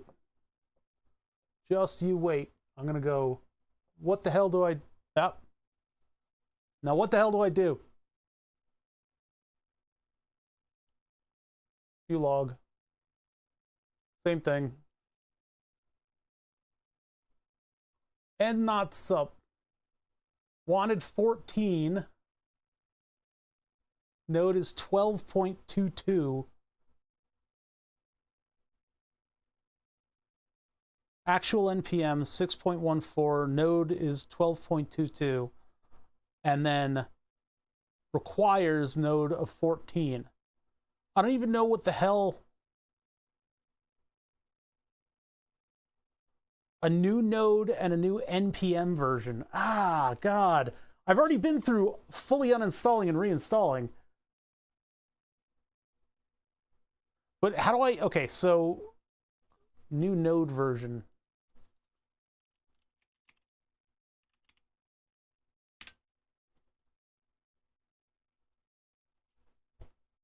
I have a Node.js installed. And now when I try to install Mongoose, I got an error telling me that I don't need version of Node.js. I have 0.4. I mean, this might not be relevant. How do I upgrade the version? npm install n-g. And stable and latest. So, wait, but this has npm version listed separately. This is npm here, 6, but the node is 12. So I don't know if npm is going to...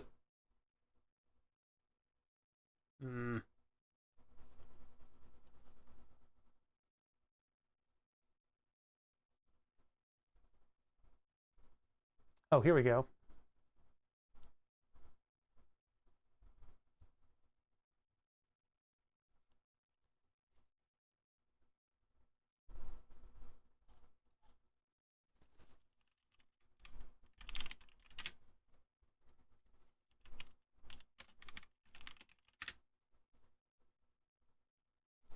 Okay, so that's what we're dealing with there. And then install to the latest stable. So npm install n stable. Did I sudo this? Probably.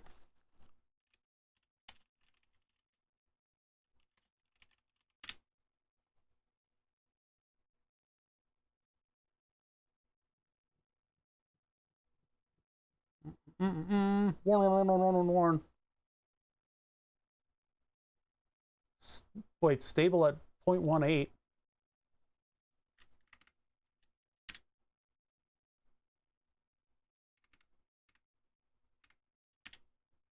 Still version 12. Stable at 0.18. Modern JS already guarantees array sort as a stable sort as library is depreciated. What the fuck? This is not what I signed up for. No such file or directory. Lock file, package lock, JSON. You should commit Minecraft. No such file directory, home py package JSON. Py no. What the heck? What Raspberry Pi version are you on? I have no idea. How do I figure that out?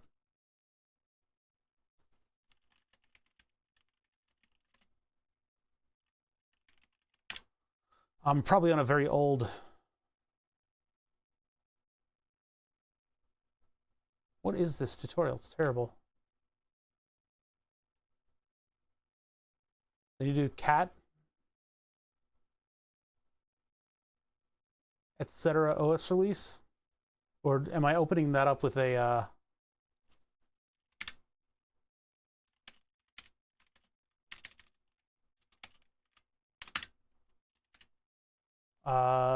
where is it? It is in etc. etc. and then OS release, which is not actually in there.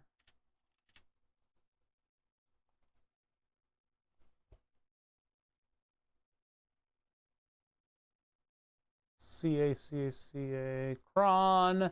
Where's OS? Element OP. It's not even in here. Cat prints the file contents. Well, the file's not here, so that puts me totally out of the etc. OS release. Top middle. Oh, that's right. Okay, multiple.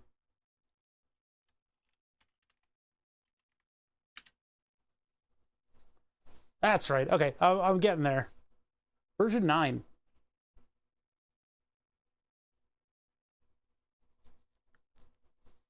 It's highlighted. I'm getting there, okay? It takes me a minute.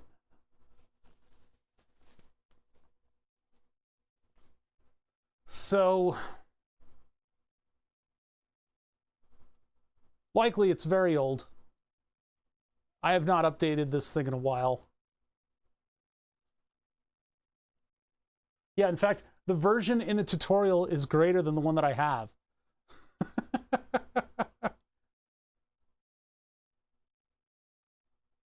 I'm getting the cobwebs out. That's what's going on here.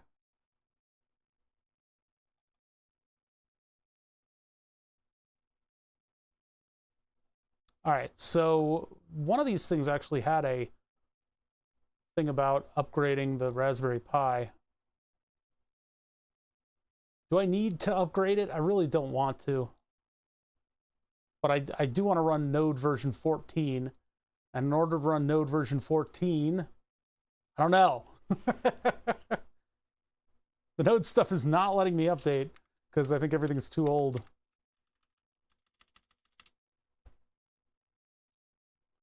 Stretches EOL as of 2020. Yeah, I know.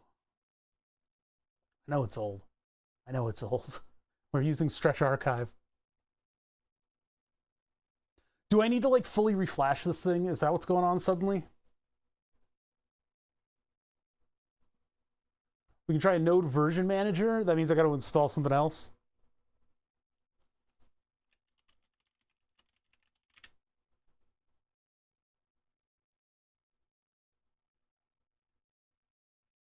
This looks like a lot. Allows you to quickly install and use different versions of Node via the command line. Simple as that. Then why are there all these categories? Why is the table of contents look like this if it's so easy to use?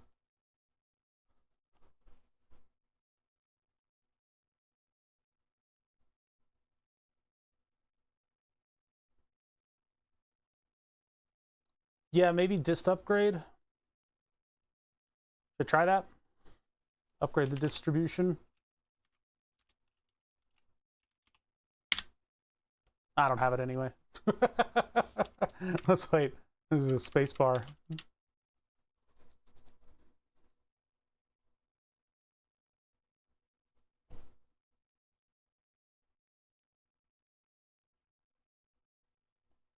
I think so. Sudo apt dist dash upgrade. Hold on a sec.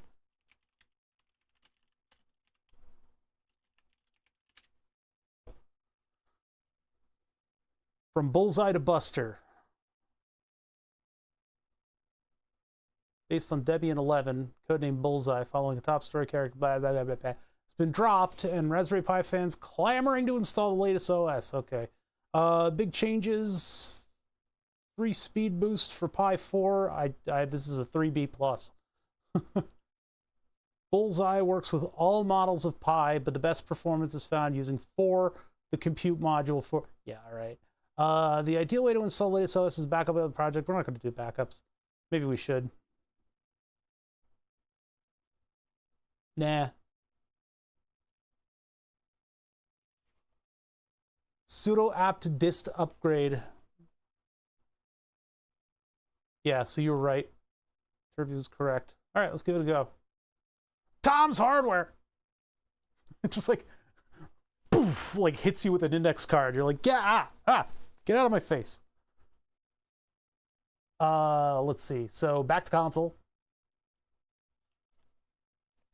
Sudo apt break everything F.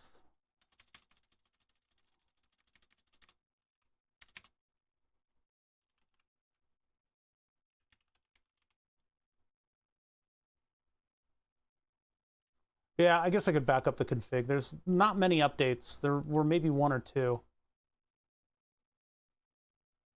But I can just get that to a text file. So we can just do...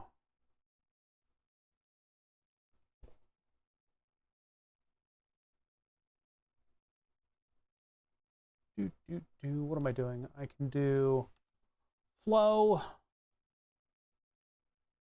No, that wasn't it.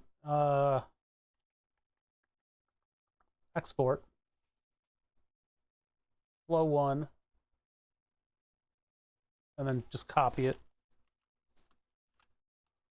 And then do... We'll just put it in the working text file that I'm doing with the video right now. Backup node red flows. Save. Okay, cool. That's saved on the drive now. Just in case. All right, cool. So back to this little goober right here. This little goober right here. I'm gonna hit enter on.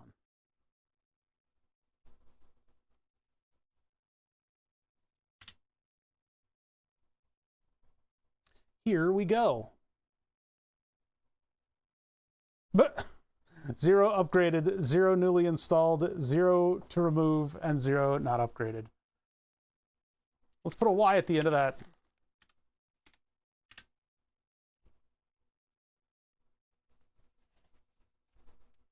It won't do it. It just won't do it. I already did update and upgrade. That's up here. Well, somewhere. I upgraded and updated and then restarted, and I came back in and tried this. But I guess going from version 9 to a totally new version.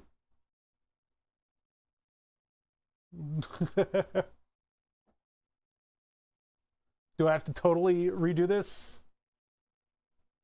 What am I stopping? Because we did a bunch of stuff to get Fridge Pi running too on this. Uh-oh, I'm getting misled. The jig is up. This Linux stuff is always, it's always like this, isn't it? You guys never get a break from this. You guys wake up every day and do an apt-get update?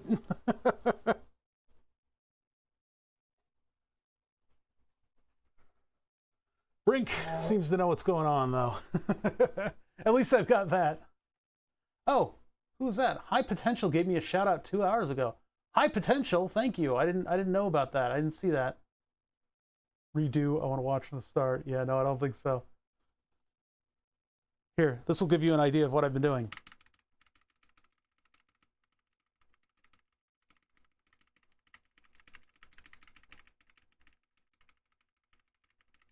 See, that's what I've been doing.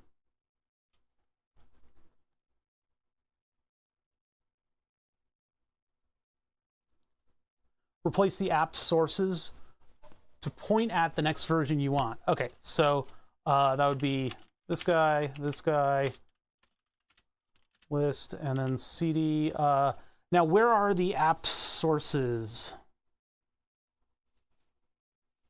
Is that would be in etc., right?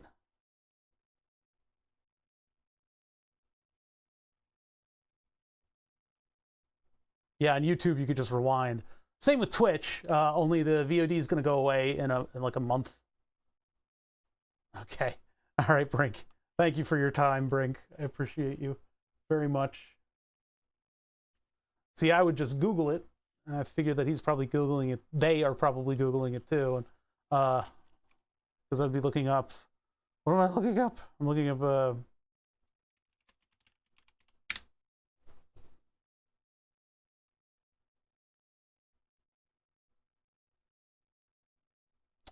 practice really download, Debian stable, blah blah blah blah. Oh, okay, hold on. Yeah, it'd be an etc. Okay.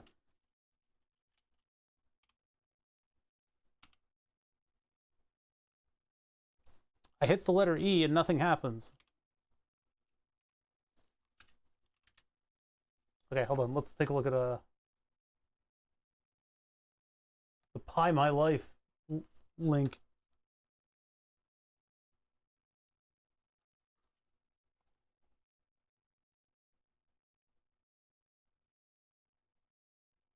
So updating Raspbian Pi stretch to Buster. So we do have to do that. We can now start the process of moving to Buster. To do this, we need to modify the etc. apt source list. So apt cd apt. In here, we've got sources.list. So what we're using again?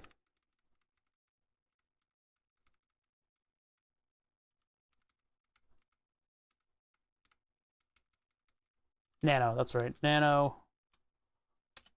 Oh, it's the same sources list. Oh, okay.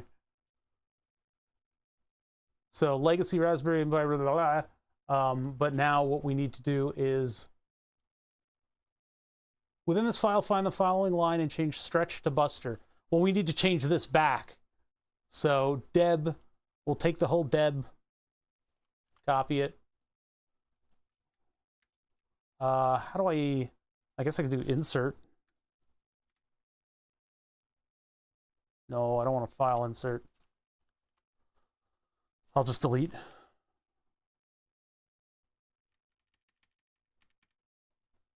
Then right click. Yeah, there we go. And then we control X. So that one says Raspbian. Oh, wait, no. Yeah, so I messed that up. I should replace with. I'll just take this whole line.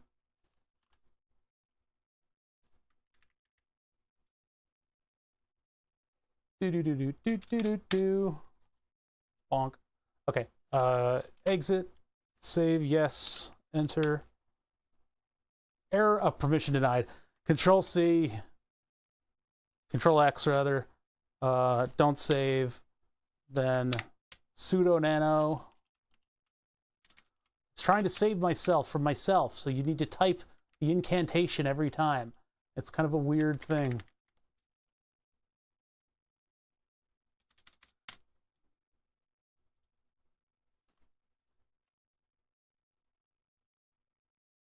Raspbian, Raspberry Pi org, Raspbian Buster main contrib. Wait, what? You don't even change the Raspbian part? It's just Buster instead of it's one word. That's very strange. So, X, save the buffer. There we go.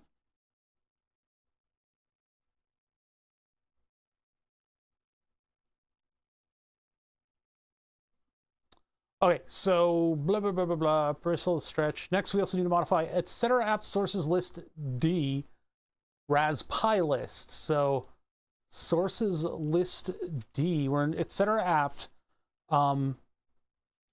sources list D, okay. Sudo nano And then we're doing raspi.list, right? Raspi.list. And I hit enter. And we're sudoing. Okay, so now we need to change it to sudo nano blah blah blah blah blah. Bustier main. I'm taking the whole line because I've been burned before.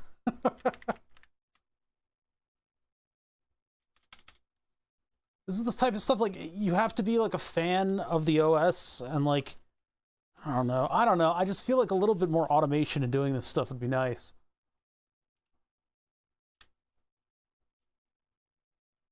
This is the kind of stuff that really gets people not wanting to use Linux. Before we do the final push to Raspberry and Pi Buster, we must remove the quote apt list changes package. The reason for removing this package is to give us a faster and smoother upgrading process. Without removing this package, the Raspbian operating system will have to load a fairly large changelog file. Feel free to reinstall this package after the update process is complete. Run the command below, sudo apt-get remove apt list changes. Bonk, bonk. Your package list, blah, blah, blah, blah. After this operation, will free up some disk space. Yes. I get paid to know this. Yeah, that's the thing. It's like companies that use Linux are just like, let's just pay somebody to know how to do this crap. It's so unintuitive. Well, thank you for your time. Seriously. Finally, with the source files now modified to mention the Buster build instead of stretch, we're now ready to begin the upgrade process. First command, we'll update the package list stored in the Raspberry. Update, and then dist upgrade. Okay. Sudo apt update. Swad. Sudo apt update. You really did put the dash in there? Oh, no, never mind. No dash. No dash. No dash. Get 4. Get 5. Get 6. Get 7, bitch. Get 8. Come on. Get 9.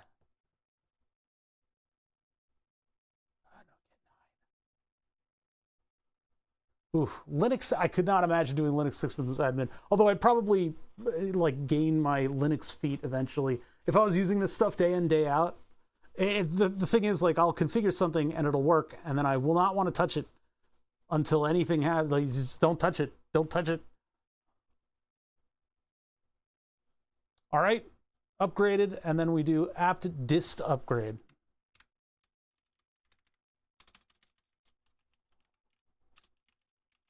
Double check.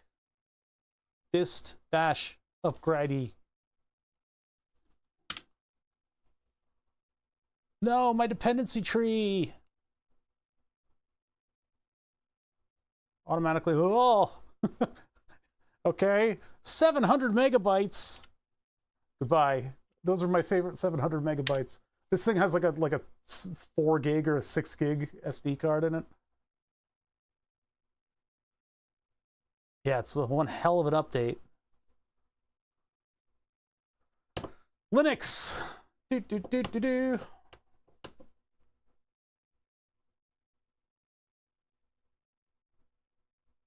Actually, on the web page, there was the copy button I could have just hit. I could have hit the copy button. That would have done it for me.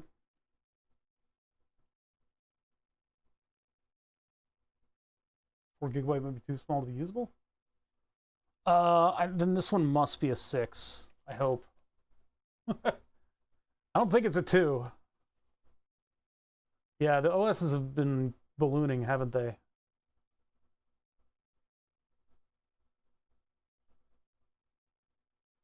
What did you know what? It might be an 8. I forget. I think I bought new ones and they were like super huge.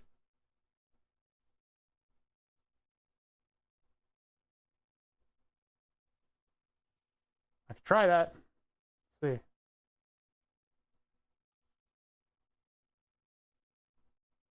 Yeah, I'll do DF H. 15 gig. Okay, so it's a 16 gigabyte. It's actually 16 gigs. So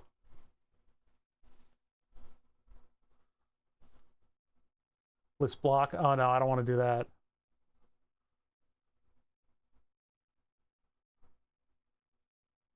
Upgrade, upgrade, upgrade, upgrade. 68, 70%.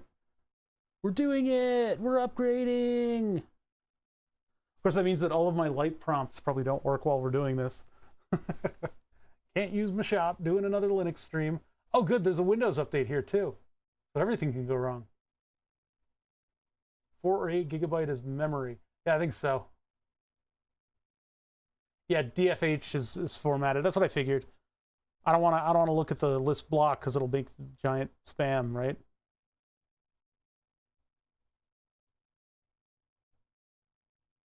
I could be wrong. I always am. Oh boy.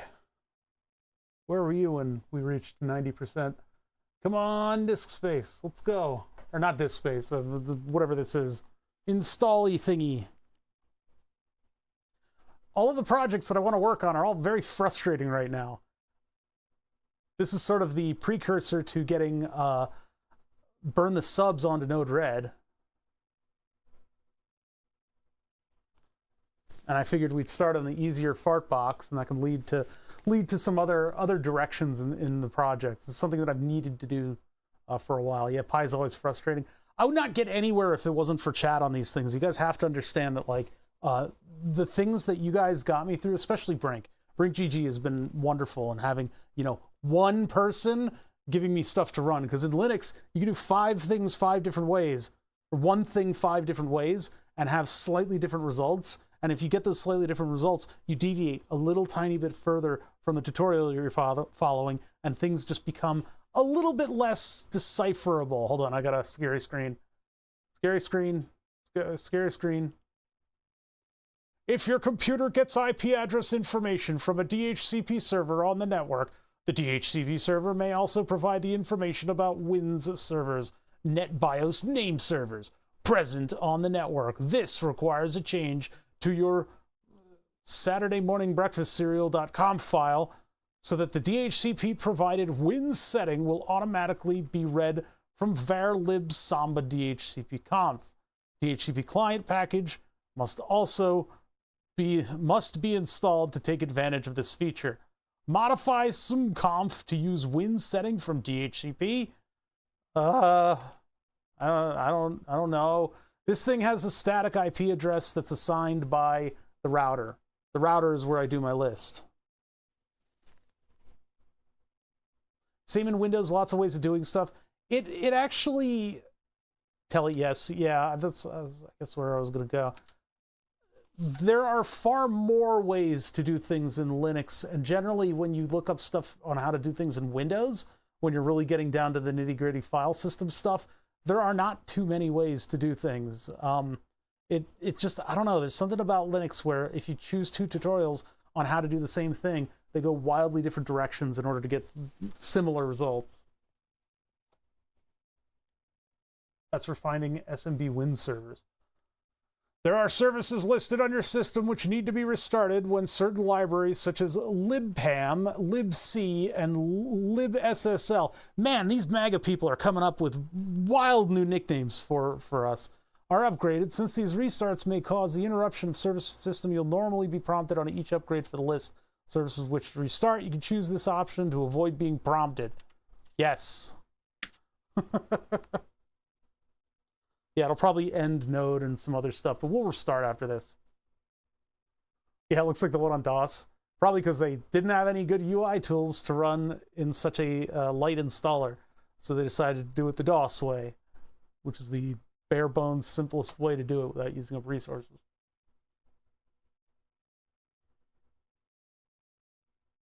Unable to delete old directory. What the hell is that? User share man GL, because it's not empty. All right. Well, that error is gone forever and we'll never think about it again. Yeah. SmithClay, it's really been 34 months of me clicking that button. Listen, the brain has a cluster of neurons that function in a similar way to a clock. And as you age, they slow down relative to time's passage. So maybe it hasn't been that long and your brain is just slow, because we're all slow and old. Who knows? But I appreciate you for all of those months of hitting that button. Thank you, Smith Clay. This is taking forever. The limitation of the terminal screen. Yeah, we deal with that a lot with the microcontrollers, because you don't necessarily want a front panel on every single project. It's fun to do sometimes, but it's a lot of work. So instead, you just poop stuff out to the console. And when you've got just the console output readout with the slightly different API, a few more controls, you can do simple stuff to just alert a user to things without using up tons of resources. Is there an automatic compiler for all that? You know, if I started over, if I just started a new memory card and moved over the things I wanted moved over, we did some special stuff in order to get the two different things that this Raspberry Pi does on two different IPs, and I need to learn how to do that again, because this shouldn't be, it doesn't need to be on a Raspberry Pi. It should probably be in some kind of a jail on my file server, because the file server is doing the same shit, like it's running the same stuff. So I could probably get, well, but then I can't use the Raspberry Pi kind of style stuff. It would have to be like Unix style stuff, I think. Never mind. Maybe that is, I don't know. I could probably do like a Raspberry Pi jail on the other computer. A web UI for microcontroller projects. I know, I would love to learn how to do that, because it would be nice to get into the STM32 based three-phase motor controllers, because these things, if I got reverse on them and like other RC car features, it was $16 for 4 of these, and they're small and light. They would be great for the 1/24th scale RC cars. Made web UIs using ESP32, it's pretty easy. Yeah. Man folders are manual pages for programs. If they're still there, it's no big deal. Manual folders. Oh, I see. So yeah, you would never. Who in the right mind would read a manual? Windows moves the stuff to sell their books and courses. Windows is only welcome as a VM. I'd probably be in that boat by now if it wasn't for Fusion 360, because most of the stuff I do would be much easier to do in, not easier, they would be doable in exactly the same way in Linux, except that I wouldn't have all of the monitoring stuff and all the bloat of Windows. You know, having my OS monitor everything that I'm doing and send stuff back to home, and having all this stuff running that I don't need to run, like Cortana and stuff. It's just, stuff that you can't turn off, stuff that they turn back on for you in an update. They make kind of a thin excuse and turn on a feature that's like a monitoring feature. I just can't tolerate much anymore. So, but a lot of the microcontroller stuff and the car stuff and some things like that, they need Windows. So, but then the modeling is the big one. Modeling is the big one. I get paid to trouble someone else's servers. I still run Windows 11 as my desktop. No need for me to suffer with Linux desktop when I'm not working. Not yet, but soon, Butt Slab. I don't know what's going to happen there. Has Microsoft ever introduced a feature that hasn't been really annoying in the past 15, 20 years? Have they introduced something that hasn't been just immediately annoying? I guess if I take it out that long, it's like Windows Terminal. Huh. Nobody uses terminal on Windows. Apparently you guys do. I've done Linux a few times over the years and always ended up with something not working due to driver issues.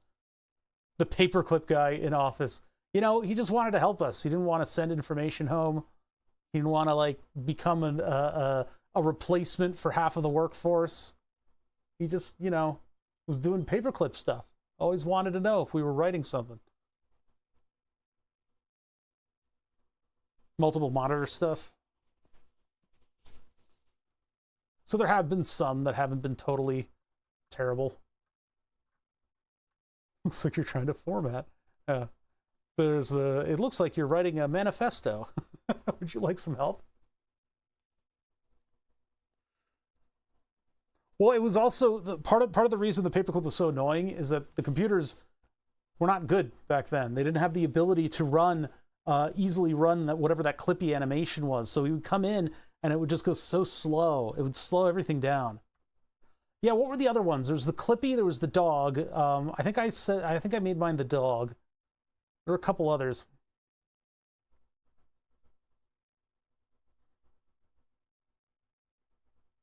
I need to do something with Stream Deck in order to have it automatically arrange all of my streaming windows, because there's getting to be so many windows that it's getting really obnoxious for me to set up at the beginning of stream.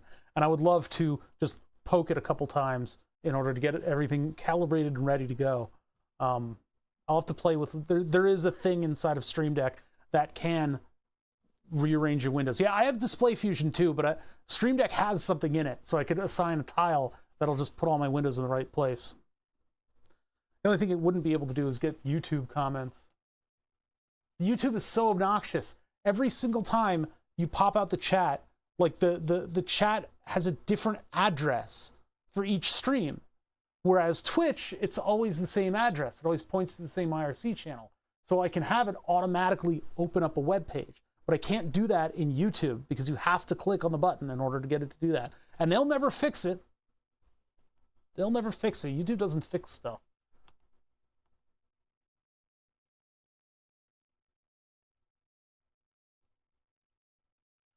This is a very progress bar kind of stream, isn't it?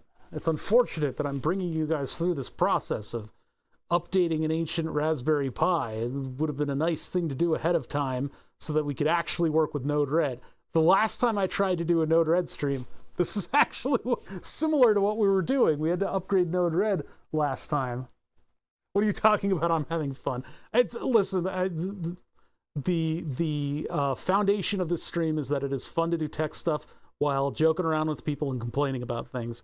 That is the fundamental, it's the foundation of this entire stream. So I could be watching paint dry, and we have done that before. It should still be fun. Show us your wheel while it updates. I'm not gonna go get that. That thing is 18 pounds and it's sitting in the other room. It's way too heavy. I'm thinking about what I want to print on the Goop printer next. This test thing that it was able to print really well, it came out like perfect. There's still a little bit of gloop in it, so like the alcohol wash maybe needs to be done longer on things with very small features, like this one. I don't have the second test print over here, but like features like this are still there. But then I broke this up a little bit, and it seems like this plastic is only slightly stronger than a CD case at this thickness. Only slightly stronger than a CD case at this thickness, which is pretty bad. I don't know if further UV exposure would strengthen it up. It's possible. And these caltrops here are dangerous. They hurt like hell. Work is literally making a script to auto-update certificates in a cloud provider and get the CTO's approval. Oh, that sounds terrible. I definitely couldn't do what you do. That's for sure. But like this stuff is very fragile. There's a lot of detail in it though.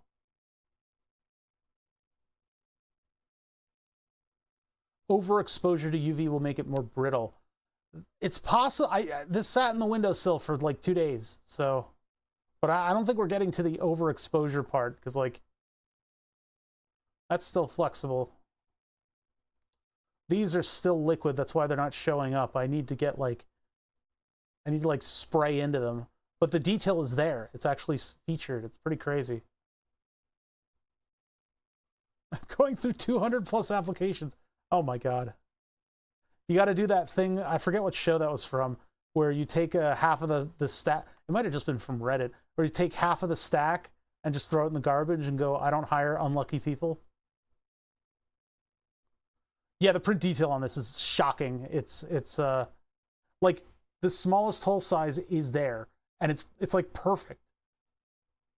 And it looks like glass, like frosted glass. So I have hopes for stuff to be printed on the resin printer, but I don't have an application at the moment.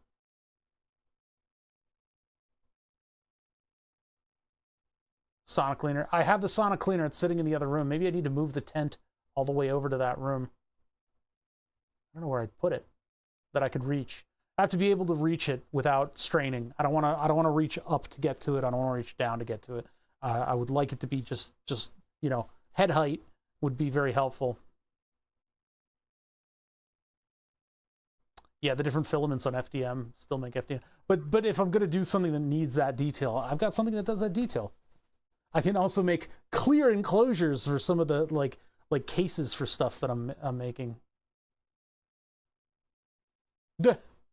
Put them all into a giant ChatGPT prompt. Which is the best candidate? And it just has to figure it out. I can get glow-in-the-dark resin. That sounds interesting. I have those glow-in-the-dark powders I could maybe mix with the resin, but then it'll all settle out. I don't know, I just don't need figurines, you know, and it's fairly rare that I need that level of detail in my 3D prints. I have the capability now. I mean, the whole reason to get the Goop printer was to try it out and see what it was like. And it turns out it's very messy at times, but when everything works out perfectly, you get some amazing stuff. I don't know how the printer I have boasted that it was the fast, like apparently it's a very fast printer. I could only think that what lends to that is the fact that it has a monochrome LCD. Small, yeah.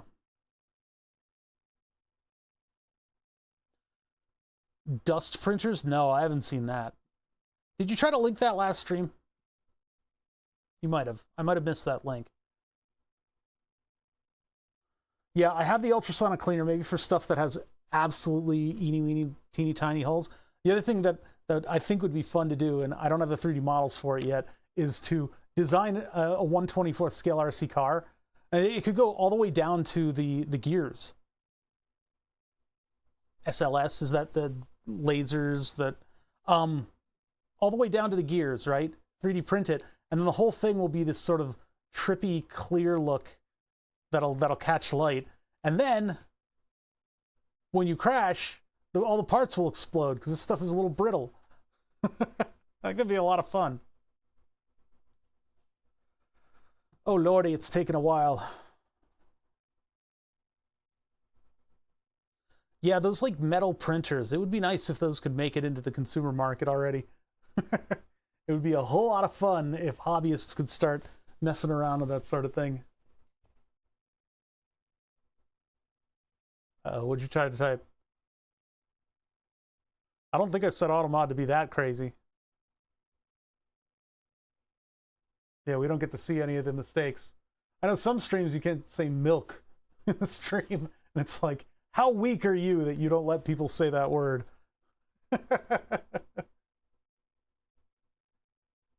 It's mad that you're talking about shit. After all, shitting is just an elaborate form of 3D printing, right? I mean, come on. You all know it. You all know it. You know I'm right. Why are you booing? Generating locales. Why? All right, whatever. Do your thing.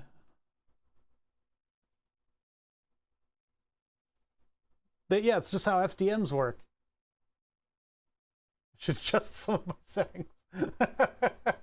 Yeah, just look up shitting guide. SHIDDING guide. One of the only things where pooping the bed is an intended result. God, it's true. Yeah, so I think in terms of like what I'm using the printers for, the Goop printer will be good for like, I don't even know yet, like screens and stuff probably. And the FDM printer is there for almost literally anything else. It's the PETG is so much stronger than this stuff. So if I want something to actually like blow up when I crash, or if it reaches any sort of a need for structural integrity, it'll just fold like a book. There are probably ways to get stuff to be stronger though. It's probably using resins that will like kill you if you smell them.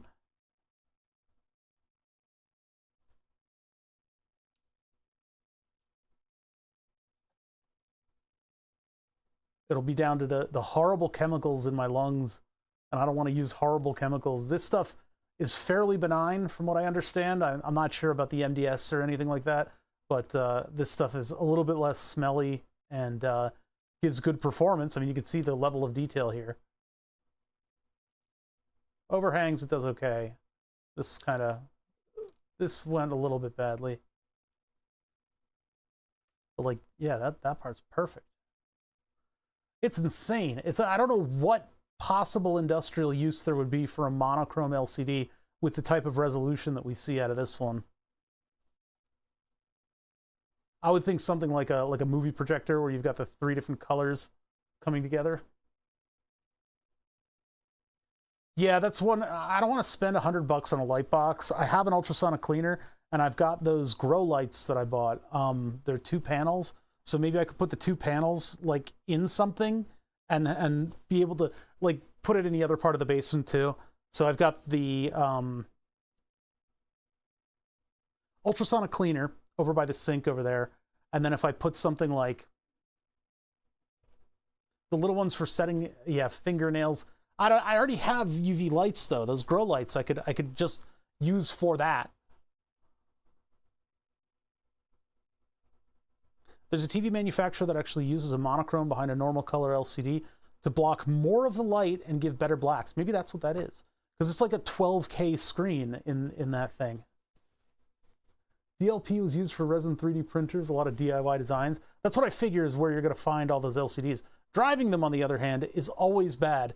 The people who manufacture LCDs don't want customers. They don't want us to be able to use their LCDs. They want manufacturers to be able to use the LCDs and order billions at a time. So we don't get that much data on how to run them. Ben Heck did a whole thing about running an LCD, and it was an incredible amount of work without any information. That's what this got. This got a couple days on a windowsill. Basically, this window back here is a nice UV box where I can just plop something. But even after that, this is still very brittle. I mean, this is, like I said, CD case brittle. I just popped it right there with no effort and got resin on my finger. You'll get a paper towel. It doesn't take a lot to pop that thing, and it's not even that thick.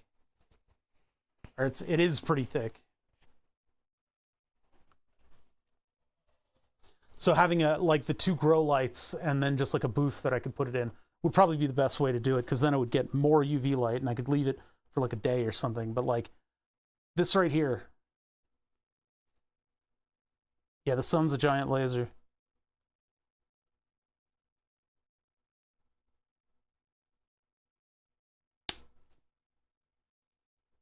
That was like snapping something a little tiny bit stronger than a cracker. Like, yeah, there's no fiber in it. It's not like a string of polymer, or it's a string of MERS. All those MER chains getting involved with one another.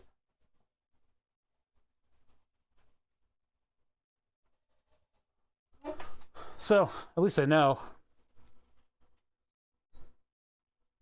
Well, that means that the Fallout statue that I want to print out will not have a good... Does the fart box have squelch control? It's a dollar store fart box that we modified with transistors, because apparently, unlike most buttons, this does not drive a line low, it drives a line high. So it's very easy to add 3904s all throughout and then wire up a Harman Kardon speaker to give us quite thorough fart noises. In this OtterBox as an echo chamber, it does really, really nicely to amplify that speaker. And so we get some really meaty farts out of this dollar store. Yeah, that's the exhaust. You have to have a little air exchange, but we get really, really potent farts out of this thing. The driver is just a dollar store fart noise maker, so we have 9 farts. We had to time the farts too, so that we could have a queue of farts that need to be done. There are tough resins for better durability. I wonder how they accomplish that. Horrible chemicals would be my guess. But yeah, anything that's gonna see some, like, you know, brackets and stuff like that, I would do with the with FDM. Like even modular synthesizer panels. They would look really cool being clear, actually. I mean, I could try to print all of my module panels. The problem is getting something that's as flat as this off of the printer. But then my modular synth would have a really cool look to it. Oh, I got to think about doing that. I got to think about that one.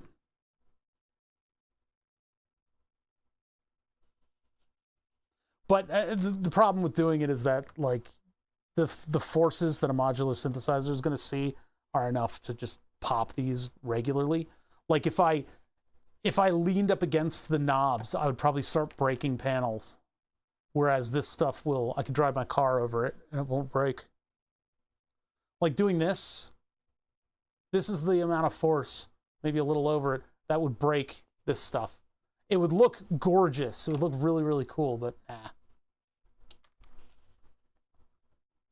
Plus, if I wanted light effects, I guess I could use the clear filament that I have. For, like, screen covers, though, this would be really good for, like, screen covers. If you want to cover over a screen where nobody's going to be touching anything on it, I mean, if you have text that's just behind that window, it's going to look great.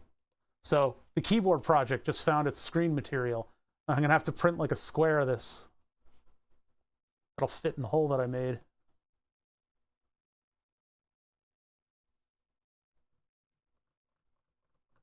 We were going to work on the fart box, but I guess the entire stream today has been taken up with updating and upgrading my Raspberry Pi.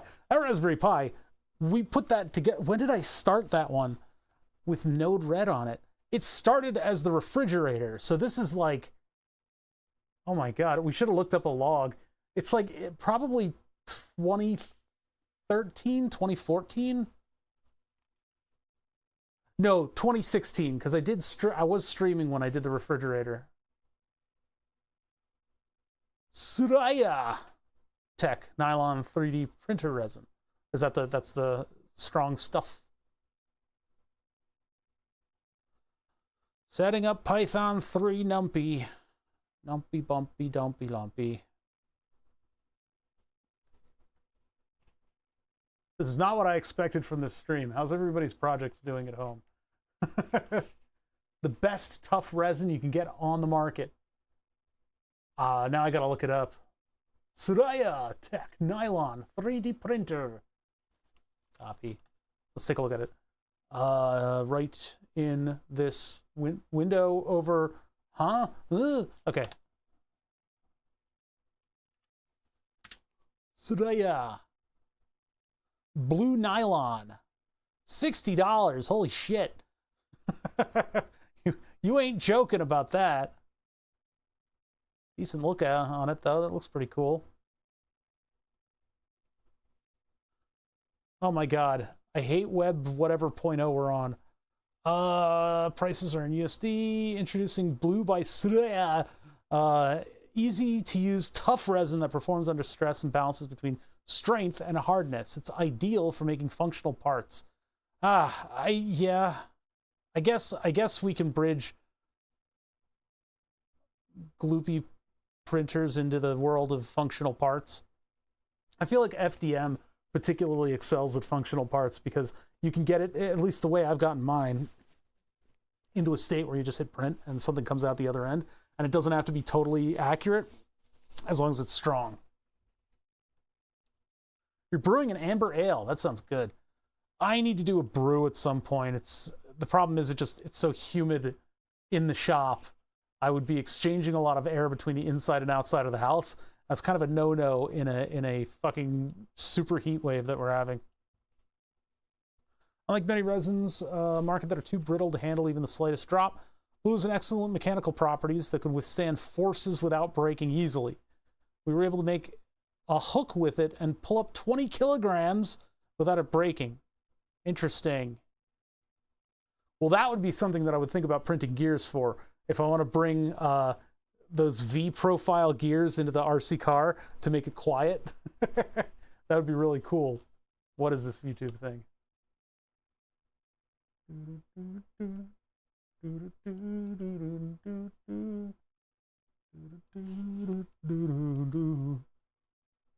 Engineering resin, extreme strength. This dude is really struggling here. Oh my god.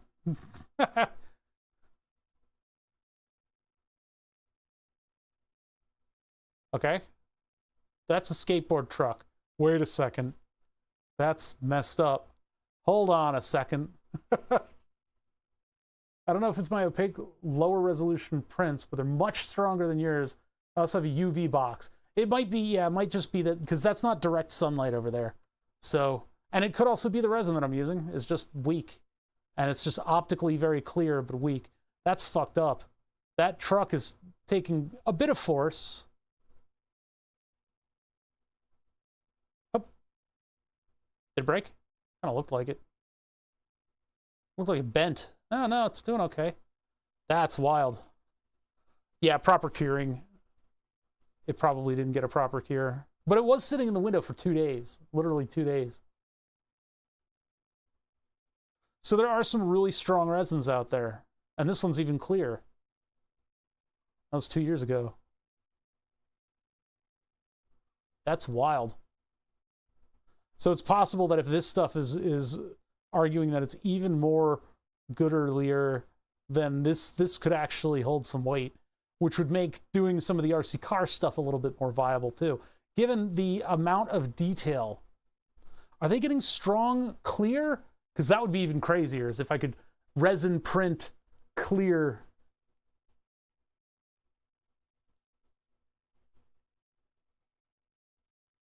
Could 3D print a gun. Okay, so we're back on the tutorial. Where did I put it? It's under this. Oh, I hear Willow going psycho and I hear kids playing outside. Okay, with the source files modified, yeah, we did this, blah, blah, blah. Please note, process can take considerable time. I know. Once Buster upgrade process is completed, we need to get rid of some new applications that will automatically be installed. What? These packages are not supported by the Raspberry Pi Foundation. We can remove these packages by running the following command. Sudo apt-get purge entire Raspberry Pi. Copy button. Copied to clipboard! Exclamation. The exclamation point's a little bit much. So we're removing Purge Timothy and Linux Music and the GNOME disk utility and Deluge and events-wise clip it, user mode, Goochar map. What the fuck are these names? God, none of it sounds real. All right, let's purge. Blah! I think if I fully utilize the ultrasonic cleaner too, I'll have a much better time with the printing. It's just, I would like to, oh wait, what? Not installed, not removed, not installed, not removed. They must have fixed something. Following packages are automatically installed and no longer required. Blah, blah, blah, blah. Zero upgraded, zero, oh wait, do I need to sudo it? No, they sudoed it. Sudoed it. I guess what's, purge all the gnomes. The gnomes! I guess what's going on is maybe they removed it already. Like the first couple versions, they didn't remove it, and then by this one, they've gotten it all out of there. They fixed the installer script. Yeah, there we go. That's what I was trying to say, but I'm too dumb to know the words. Next, we need to run a few commands to ensure we've cleaned up everything from the upgrade. Sudo apt-get auto-remove ye. Copy. Wait, auto-remove -y? That's not in either of those words. There's an SLA resin which must be hot cured. Oh my god.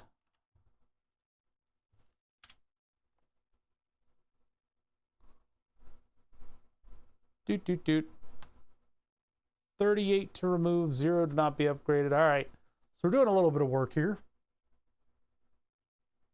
Purges all of the purges all of the unneeded packages. It just showed. Listen, my brain's not functioning very well right now. I'm gonna work on my brain, I think. I'm gonna like pull it out and give it a rest. Shake it a little bit. Maybe I can put it in the ultrasonic cleaner. Sudo apt purge brain. So we did auto remove. Now we need to run the app package managers. Auto clean command will clear out the package cache. So that's a good thing to do.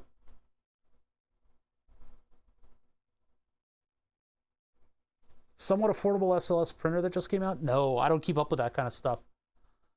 I have working systems, and then I fuck off from whatever research people, like, you know, people, car people. I am a car person, but I'm more of an old car person. I keep old cars running way past when anybody should be able to, and I like working on broken things. Somehow that translates to people thinking that I know what new cars are out, or how they perform, or how new oil synthesis is supposed to go. I don't know anything about that. I know how to keep a piece of shit running. That's why I'm so good at the stuff we do here. Maybe not Linux. Linux isn't on, it is on cars, isn't it? Well, anyway, older cars. Stick it in a jar of mustard overnight to re-lube it. Ew. All right, sudo reboot. Oh my God, my console doesn't work.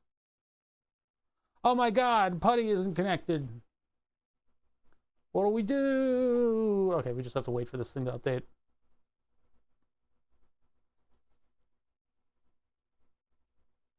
I should time how long it takes for this thing to boot back in fully. Or maybe somebody else should time it. Just so that I know how long I need to wait. $3,000? Yeah, I thought it would be, no, like try hundreds of thousands for SLS. Unless it's plastic SLS. I don't, SLS, does that imply plastic automatically? But like being able to do metal parts is like amazing. Like a somewhat affordable Lego Star Destroyer. Jeez. Has that set gone way up in price? Like, what's the price of one of those now? Nates are pretty okay. I don't know why whenever I read Nate, Nates are pretty okay. I think nades are pretty, like, grenades aren't that bad. Thank you for the 14 months, Nates are pretty okay. I really do appreciate that. The new janky SLS thing is cheaper, but it's not great. Oh. Yeah, I haven't really looked into it because it's like, oh, it's only $5,000, and I'm like, oh, okay, I'm not gonna do anything with that. Like, I don't fuck around with that much money. Sorry. Yeah, hey. Hope you're well. We're doing something that I did like a year ago, which is upgrading my Raspberry Pi. Apparently version 9 is not good enough for the tools that I need in order to run my Twitch stuff through Raspberry Pi, which I have been saying since before the date that when I started talking about upgrading my Twitch stuff in order to run everything through Node, I probably could have performed this install. The versions were, it was a long time ago is what I'm trying to say. Google suggests 1K to 1,500 for the first Lego Star Wars destroyers that come up. Damn. Wait for version 2. Look, if I can print metal parts, God, hobbies are going to be so fucking awesome in like a decade. Everybody's going to be printing everything, metal and shit. I hate how I have to do this every time. Is there a way I can get this to stick?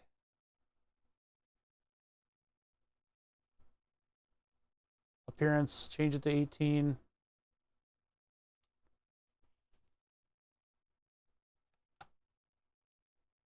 Only watch LTT's coverage of it, which is very positive. See some more concerning. There's a lot of cool stuff that you can do with 3D printed metal. I have to change defaults in Putty. Yeah, that would be back here, wouldn't it?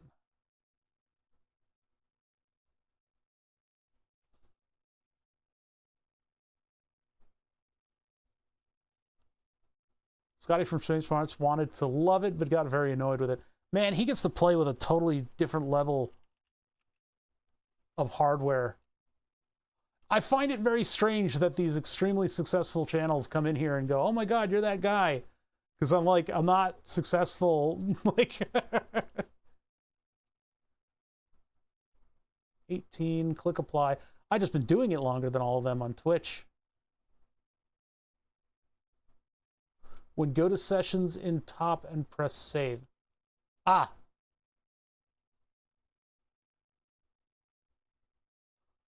All right, so that's saved as that. Yeah. Okay. And that should keep my 18.5. I need the big old man font. First of all, because I don't know. I got a disability. I got diabetes, man. I've had diabetes for 31 years. But also, this is easier for you guys to see what I'm doing as well, depending on what people are watching on. Some people watch on their some psychos watch on their cell phones. I don't see how they have, how do you do that? I can't do that. I know a lot of people watch me on big TVs, so then this is going to be even more Fisher-Price font. But okay, so where are we with our stuff? The default font is painfully small. I blow up the size of fonts everywhere. Like Discord, I have on like old lady mode. I like being able to easily read stuff. And you can see here, I've blown up the text super huge too. Oh no, that's at 100%.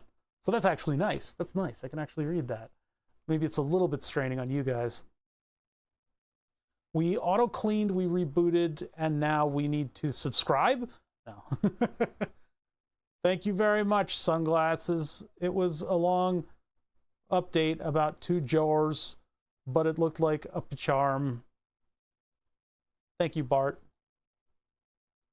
Okay, so we did the upgrade thanks to this place, and Brink GG has basically carried the entire stream, but we now have Buster.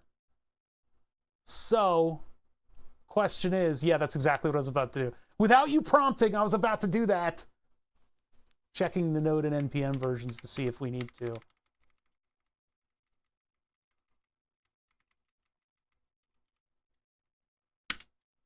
We're still on 12. I'm not doing it because you told me to.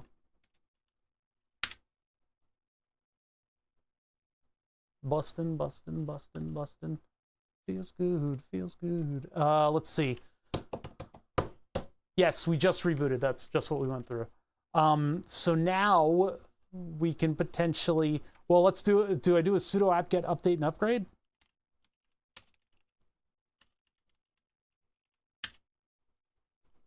For the 5th time today? 6th? It looks as though it is doing stuff. Yeah, well, if you've... That's exactly what I went through, Rendog. And the first one you try is always the wrong one. I was hitting restart, and I did it twice before I did reboot.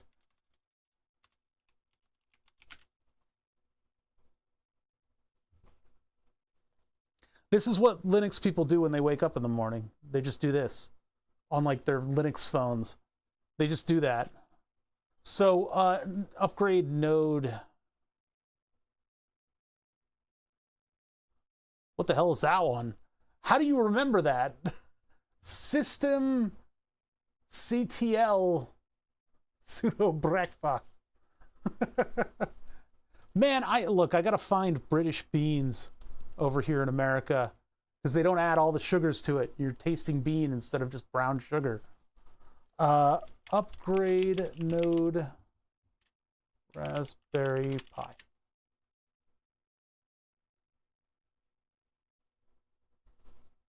I know it's sudo reboot, but whichever one you try first is always the wrong one. Because, I mean, I should just add restart to the commands. System control. Damn it. Fuck the... I turned that off. Did Chrome turn it back on? Shit. Or, you guys have been good about not, like, fucking my email over, but if the stream got any larger... Those things fucking would kill me. System D. System control. See, these are now on the end. Halt reboot. This shit. This is what I'm talking about. This is exactly what I said earlier. There's 28 different ways to do something on Linux, and they're all confusing, and they get more confusing and specific. Right? Rebooting your machine has 75 different commands. And yet, one of you all had the audacity to tell me that Windows is like that too. Look at this. We have a genuine discussion about all of the different ways there are to restart your machine in Linux. Insanity. And it's not that I think there should be fewer. It's just something that Linux is like. It's how it is. You gotta love your weird, right? And Linux is weird. Sudo shutdowner now. Please install the latest packages available for the Raspberry Pi using full upgrade. Ah, this is different. Shutdown -H. Oh my god. Oh my god. Large hammer. Yeah.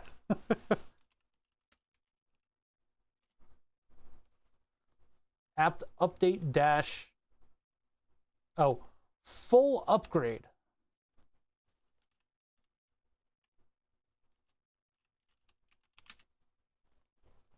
Let's see if that changes anything. Apparently this happens way faster in the new stuff. Full upgrade, and then I check the version. They're like way old. Okay. As observed, current blah, blah, blah, blah, blah. What's going on here?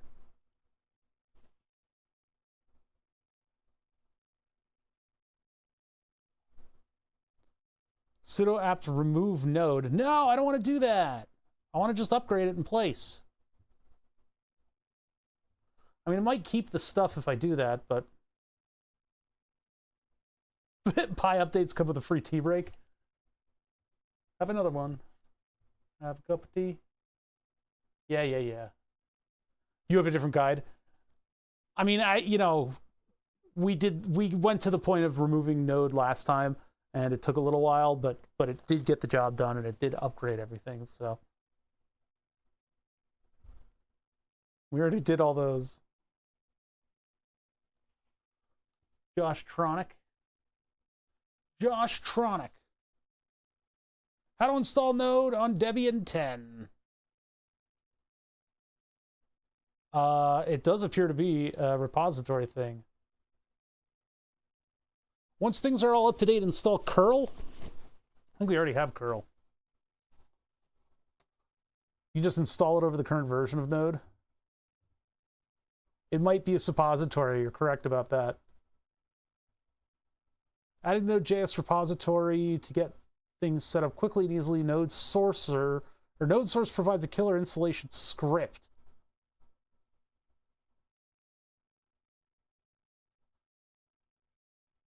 Why was your Pi so outdated? Because it's a piece of equipment that works in this shop, so it doesn't get upgrades, because upgrades can break stuff.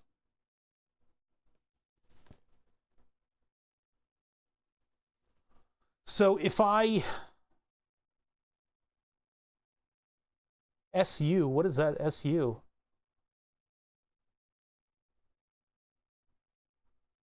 Yeah, this is a good tutorial for people like me who haven't touched anything in years. Su is just a shorter sudo. Okay. Sudoku, super user. I am the super user. How much of this do I need to do? Can I jump in all the way down here? And just sudo c apt install e node.js? He thinks he's special. Oh, listen, this is not unique. This kind of thing, it's not unique to well, okay, maybe the same type of people are programming microcontrollers as do this Linux stuff, but this Linux stuff where people put in stuff that's like a little bit more eclectic and hard to understand and read, that is exactly what happens in microcontrollers. The way I program microcontrollers is I'm a big dumb baby, and I do things so that like another big dumb baby can actually like read the code and figure out exactly what's going on. I spend extra lines of code. I think of ways to do stuff that's less clever in order to get things done. Microcontroller people will jump into like binary math in order to make something a little bit smaller. And it's the worst way to code these kinds of things because we have like a billion fucking megaflops per periwinkle on all of these chips. These are all running the most screaming fucking fast clocks that you can possibly run now, and they cost $1. You put an RP2040 in something, you can literally write a novel instead of one line of code, and it will go through it and perform it. It doesn't care. Currently the clock is going in order to run everything. Like you get the original Atmega328 microcontroller, and you put that on a breadboard, and it's like, oh, like, it's insane. It's insane. Sudosu makes you root, so it'll make me the root user. I like the roots. You got Questlove. But yeah, it's the same thing with like these people make these microcontroller scripts that are like, I'm a special boy that knows more than you do. Sudo super user susdo.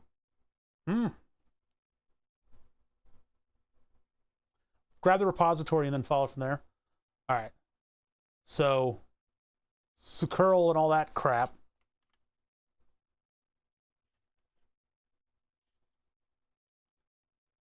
Bada bing. Nope. Right click. There we go.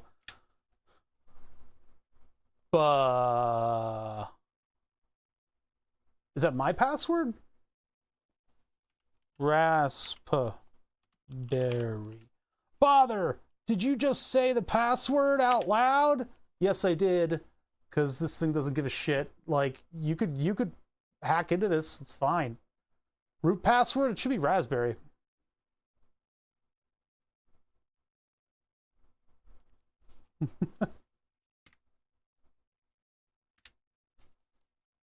RASPB. Oh no, wait, it's Pi, isn't it? The user's Raspberry. Son of a bitch. Unless the super user. Fine, just fucking sudo it. I don't care.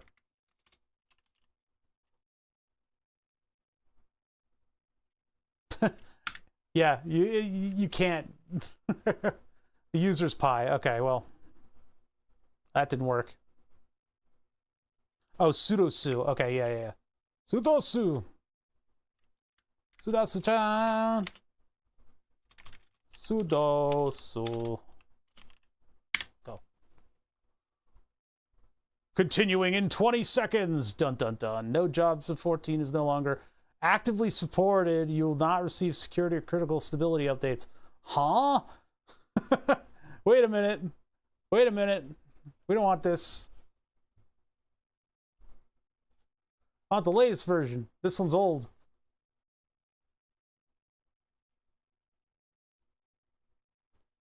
Control C.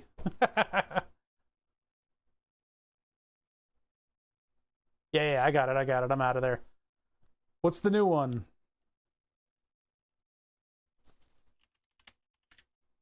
No JD.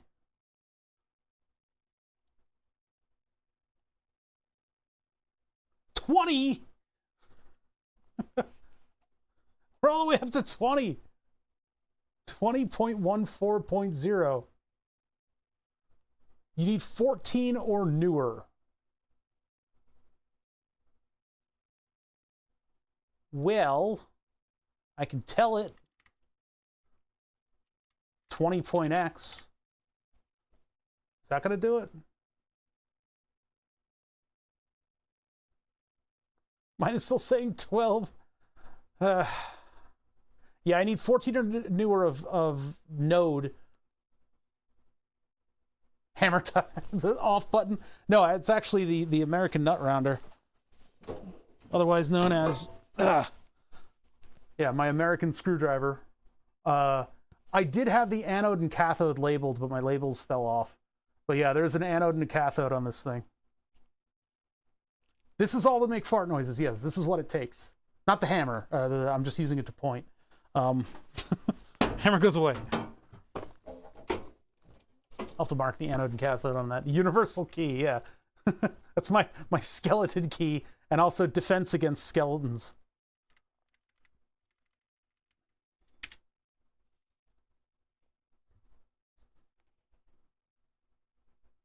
The thumb detector, that's a good one too. No, I had it as linear motivator, and it had an anode and cathode marking.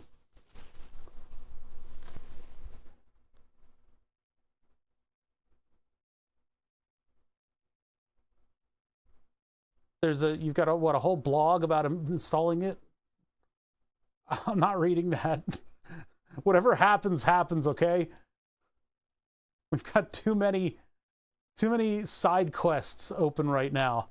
So now we do this again, but we're doing, for some reason, we're SUSE apt update. I'm going to do a normal one. I'm not going to do the SU. Do I need to do the SU? A super user apt update and upgrade? Why are they doing it like this? Installing or upgraded Node.js for apt install Node.js. Nutfuckers. Yeah, that's what I call them sometimes too.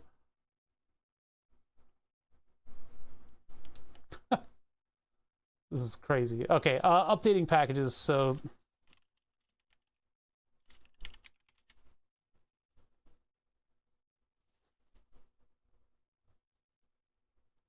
anytime it says SUSE command, replace it with a sudo command. Okay.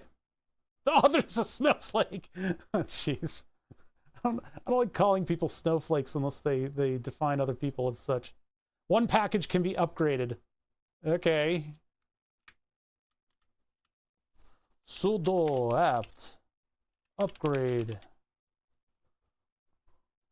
We're getting upgrades. Yes, 98 megabytes. That's a significant one. This means nothing to me. I might be from the wrong continent. No, it's okay to feel like an alien during a stream like this. I certainly do. These people speak a totally different language. Oh, it's Cypress Hill helps, A to the K. They're singing about a gun because they're Cypress Hill. Some people don't have sudo installed. How do you run stuff? What is that? That's weird to me. Because my Linux introduction is mostly from like a little bit of like Unixy kind of stuff on the file server, and then Raspberry Pi. And the whole purpose of Raspberry Pi is to allow me to run Python. So, oh, for anode and cathode, I always remember it's like a report card, A+, C-. And you can plus minus are in reading order of anode cathode. So A+, C- is just how I kind of, it's a weird moniker and it wouldn't work for everybody. A to the K is kind of a fun one.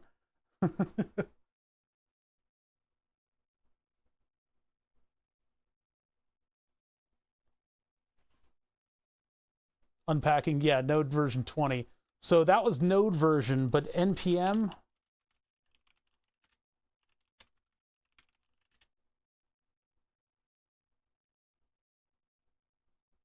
What?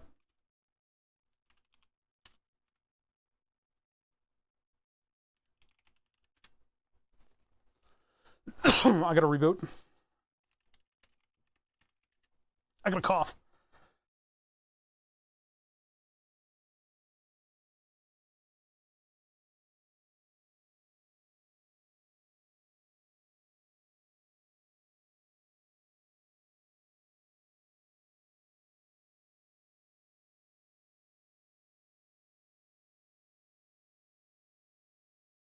All right. This is going to take a fixed amount of time.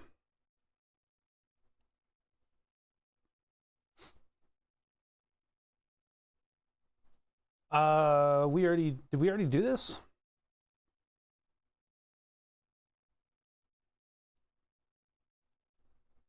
We'll have to check. We'll check.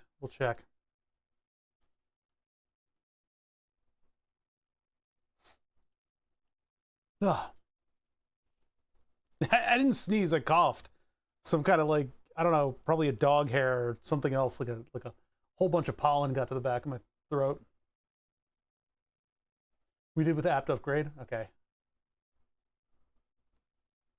Are we back?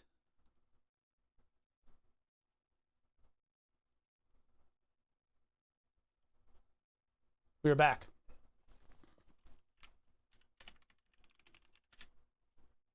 What? That's not how that works. Hold on. Node dash dash version. Didn't let me do npm. Node dash dash version. Well, am I spelling something wrong? Or did it not work? User lib arb linux blah blah blah blah blah blah blah blah version blah blah blah not found required by Node. Okay. So do I need to run this? Because we only did update a new version of GCL IBC. GCL LBC. The LBC. Yeah, you know me.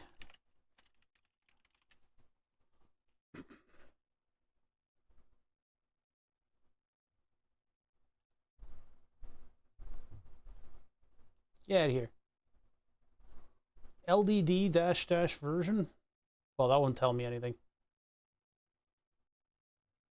Sudo apt-get update and upgrade. Yes. Cache search glibc. Try that. What I'm doing right now is I'm deferring and distracting until the people giving me good advice can figure out what to do. And maybe in the process, we can get a little bit of information about stuff. Oh, dear God. Maybe too much information about stuff.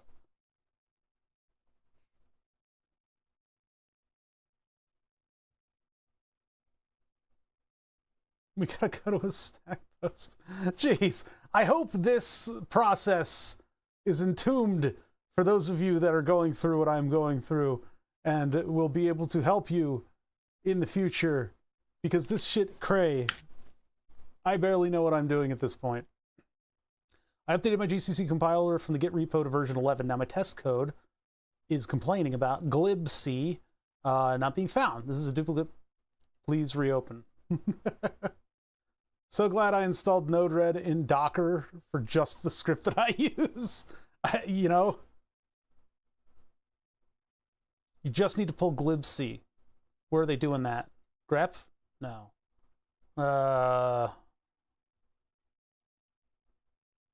So to pull, what are they saying to do?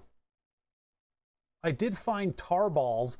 What the fuck did you just call? Okay, let's keep moving on. Sudo apt-get repository pp toolchain apt-get update apt-get install GCC. Now, do I have to give it a version number? Yeah, this is okay. So I am there. Upgrade libs. How old is this answer? Could I just copy this directly? 6 months ago.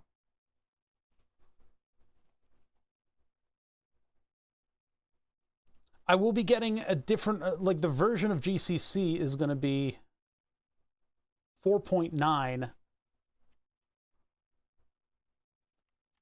I was tempted to just install aptitude and torture myself about 100 times less.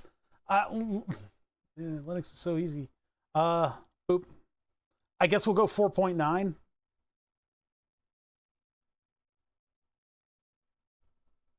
So I'll check mark. After building GCC and installing the binaries, the soft link, blah, blah, blah, blah. 6 was an update to the latest version. Mine was still pointing to a previous version as mentioned in the comments above under GCC build directory. That's like directly for their problem. My problem is a little bit different than that. This is just a way to do it.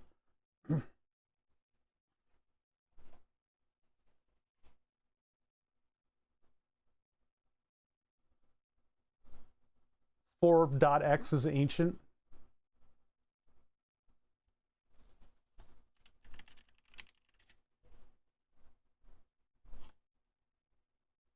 Oh my God. We're up to, wait, 14.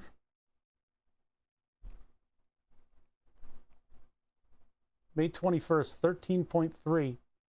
Why are the numbers discombobulated?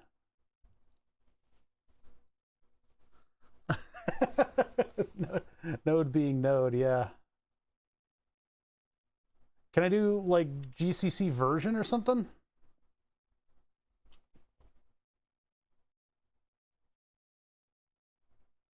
Hold on, I want to check to see what version we have first. GCC Raspberry Pi check version.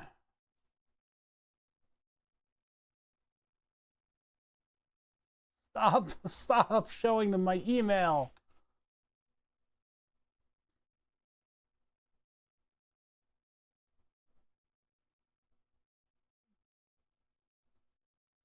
Let's see.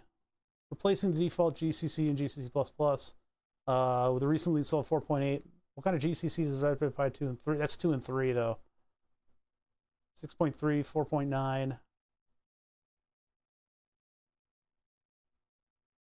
Yeah, apt-get install GCC.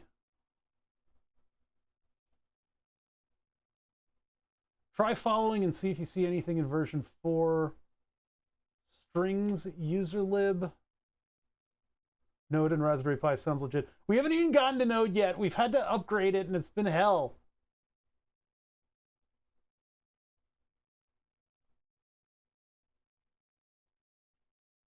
Following and see if you see anything in version 4 strings. That's not this one. That would be back to here.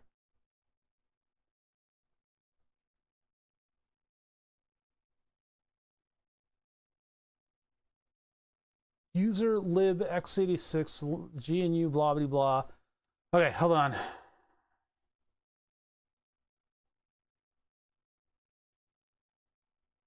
Where does the command from Brink start? I don't know where that starts. It's like, that is strings / user, or is it version 4 colon? It does start at strings, okay. That was the confusing part.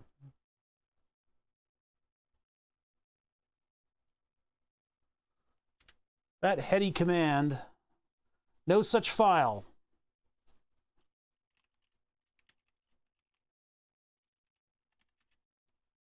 No, that wasn't right. Apt install.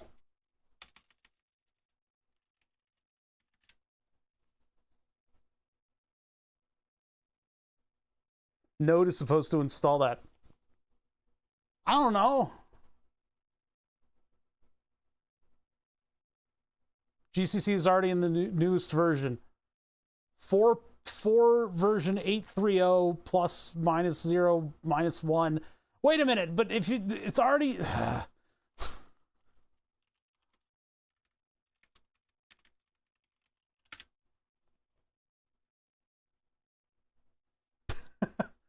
Hang on, all right.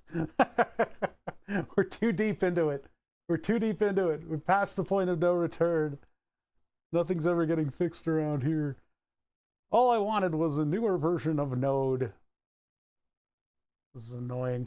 I mean, at this point, it's such a big big upgrade. I probably should have just wiped the card and started again.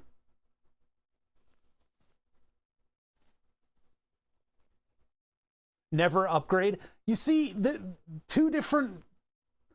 It's always upgrade, upgrade, upgrade, or never upgrade. It's never anything in between.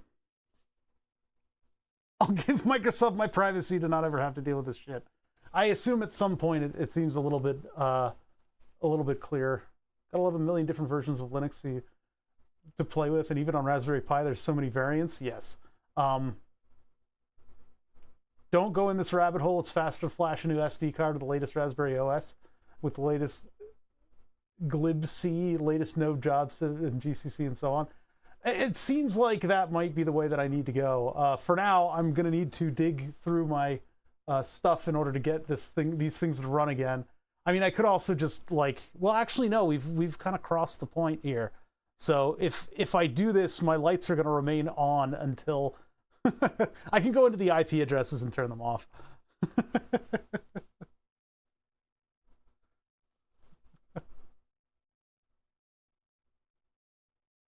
Yeah, I mean, this is exposure therapy to Linux too. That's one thing. We just haven't been able to work with Node-RED because I can't install. So this is classic Linux yak shaving. We start at a point with the task that seems really easy, which is, oh, I want to install a Node-RED node that will allow me to use the Twitch API. And that's a little bit complicated, but that should be pretty easy. We go to install it, and it says, oh no, you need version 14 of Node.js, or of like Node-RED in order to run this thing. Okay, what does that involve? Oh, well, it looks like your version of your OS is like really, really old. And so some of these packages and repositories have been like end of life. So let's change some of the URLs and get that to install. Okay, that works now. So it installs and it upgrades and updates, but not quite all the way. And it appears that it appears that your overall version of the OS is too low. You need to upgrade that. Okay, how do I do that? All right, let's look at this. Let's look at that. Okay, I can do this. I can run this specifically, this thing specifically to upgrade it.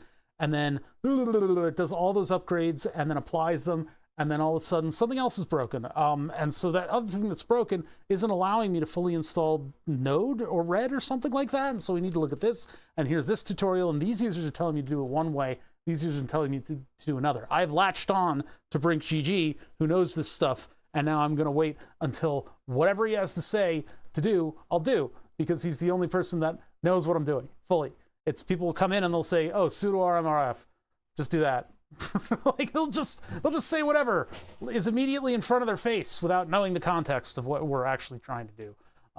But the way that I would be solving this on my own is by Googling various random things that are sort of close to some of my, yeah. Node-RED has a bundled installer, half tempted to say that.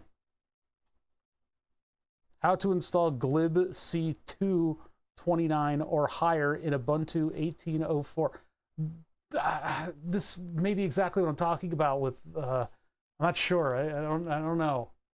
Because I don't know enough about this stuff to know what exactly I need to be doing. It's not that we necessarily need glibc to come in here, it's that, this thing is, there's something else going on here.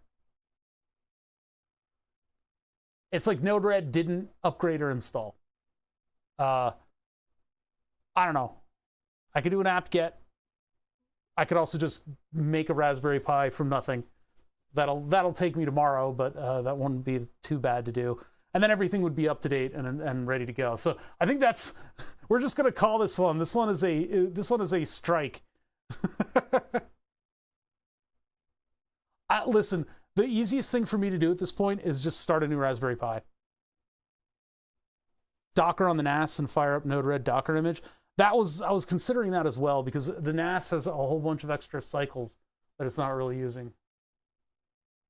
Yeah, it might be a little bit better to do that with FreeBSD. And then I'll have Node on, it'll be on the network just like it was before, but it'll be just slightly different.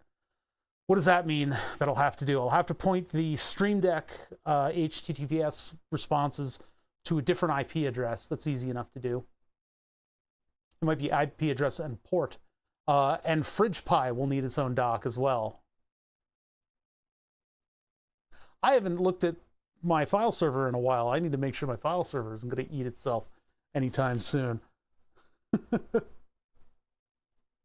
Because having the extra Pi here, if it's just going to be a file server anyway.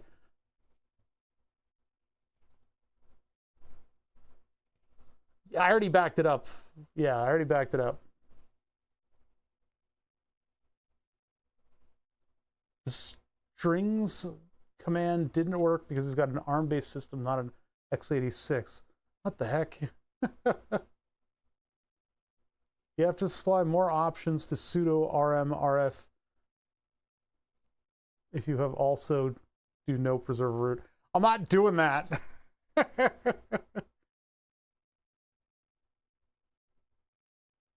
File server backup is essential. Mine died last month. Took 3 days to fix.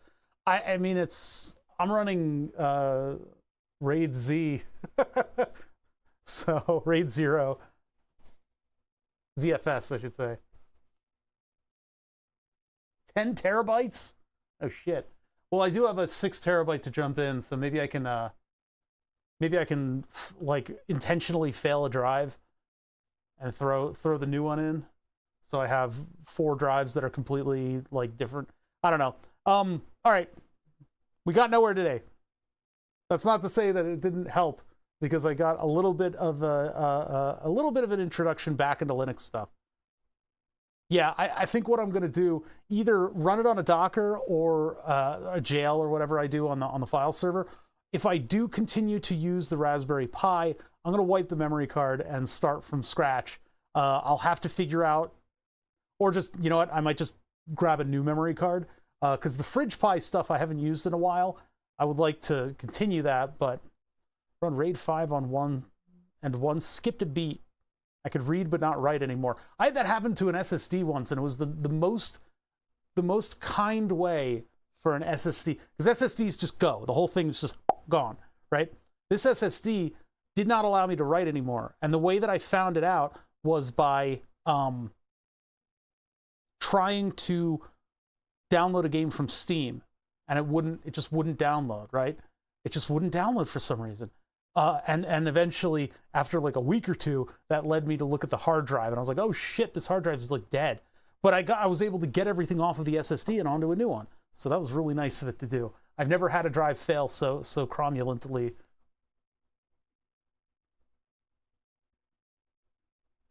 I think, Brink, the best thing to do is not to bother you anymore with this. I know you're helping completely out of the kindness of your heart. But if I'm going to go back to the Raspberry Pi running all this stuff, I am going to flash the whole thing. I'm just going to wipe the whole thing and not worry about Fridge Pi, because I haven't done a brew in a long time, and the fridge is unplugged. So maybe I'd have to set that up from what Brew Pi does is it allows you to plug a carboy in. You put a carboy into the fridge and you plug a temperature sensor on it, and it'll follow a temperature curve. So yeah, fresh build is probably the best. I just have to figure out how to put Fridge Pi with the other one. I don't know how to do that. And Fridge Pi, it's probably abandoned by now. There's probably a better program for that. But I have an ESP8266 that's running my refrigerator. I haven't run that refrigerator in a while. I would like to bring it back up. So I don't know what I'll do. I gotta think about that. But anyway, I'll be back. I will be back. Here's the end card. Node could probably do that just fine. Yeah, it's just the Fridge Pi had like a curve system that you could run in order to get just the right temperatures for your refrigerator.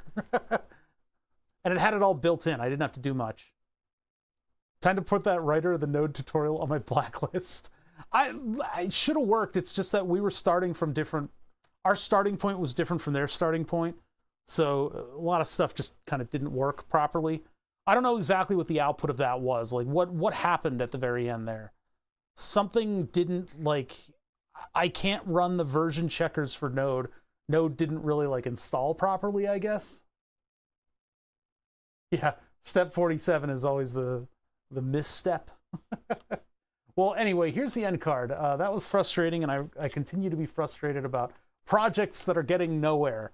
But this will give me a little bit of time to do some stuff in the background, I guess. You should write your own at this point. That's all right.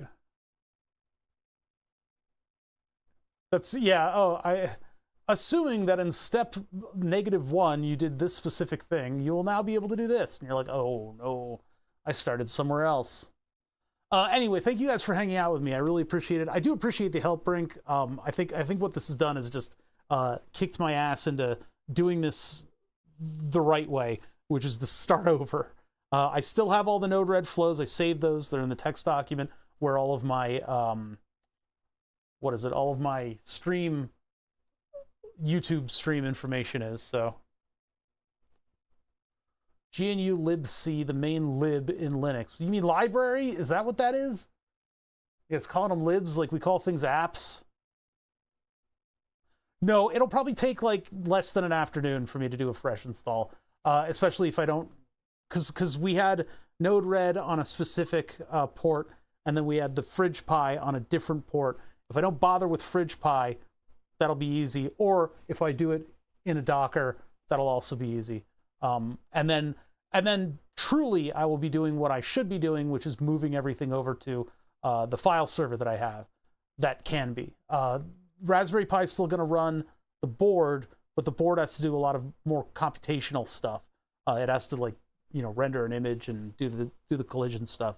So that'll be good. Node-RED will be the front page, not front page. It'll be the insert point of all of the API stuff that Twitch has, and then we can filter and route it and do stuff like that in Node. So, okay, well, we've started it. We've ripped off the Band-Aid at least by ruining my beautiful Raspberry Pi setup over there. It's the one in the jewel case, the clear case over there.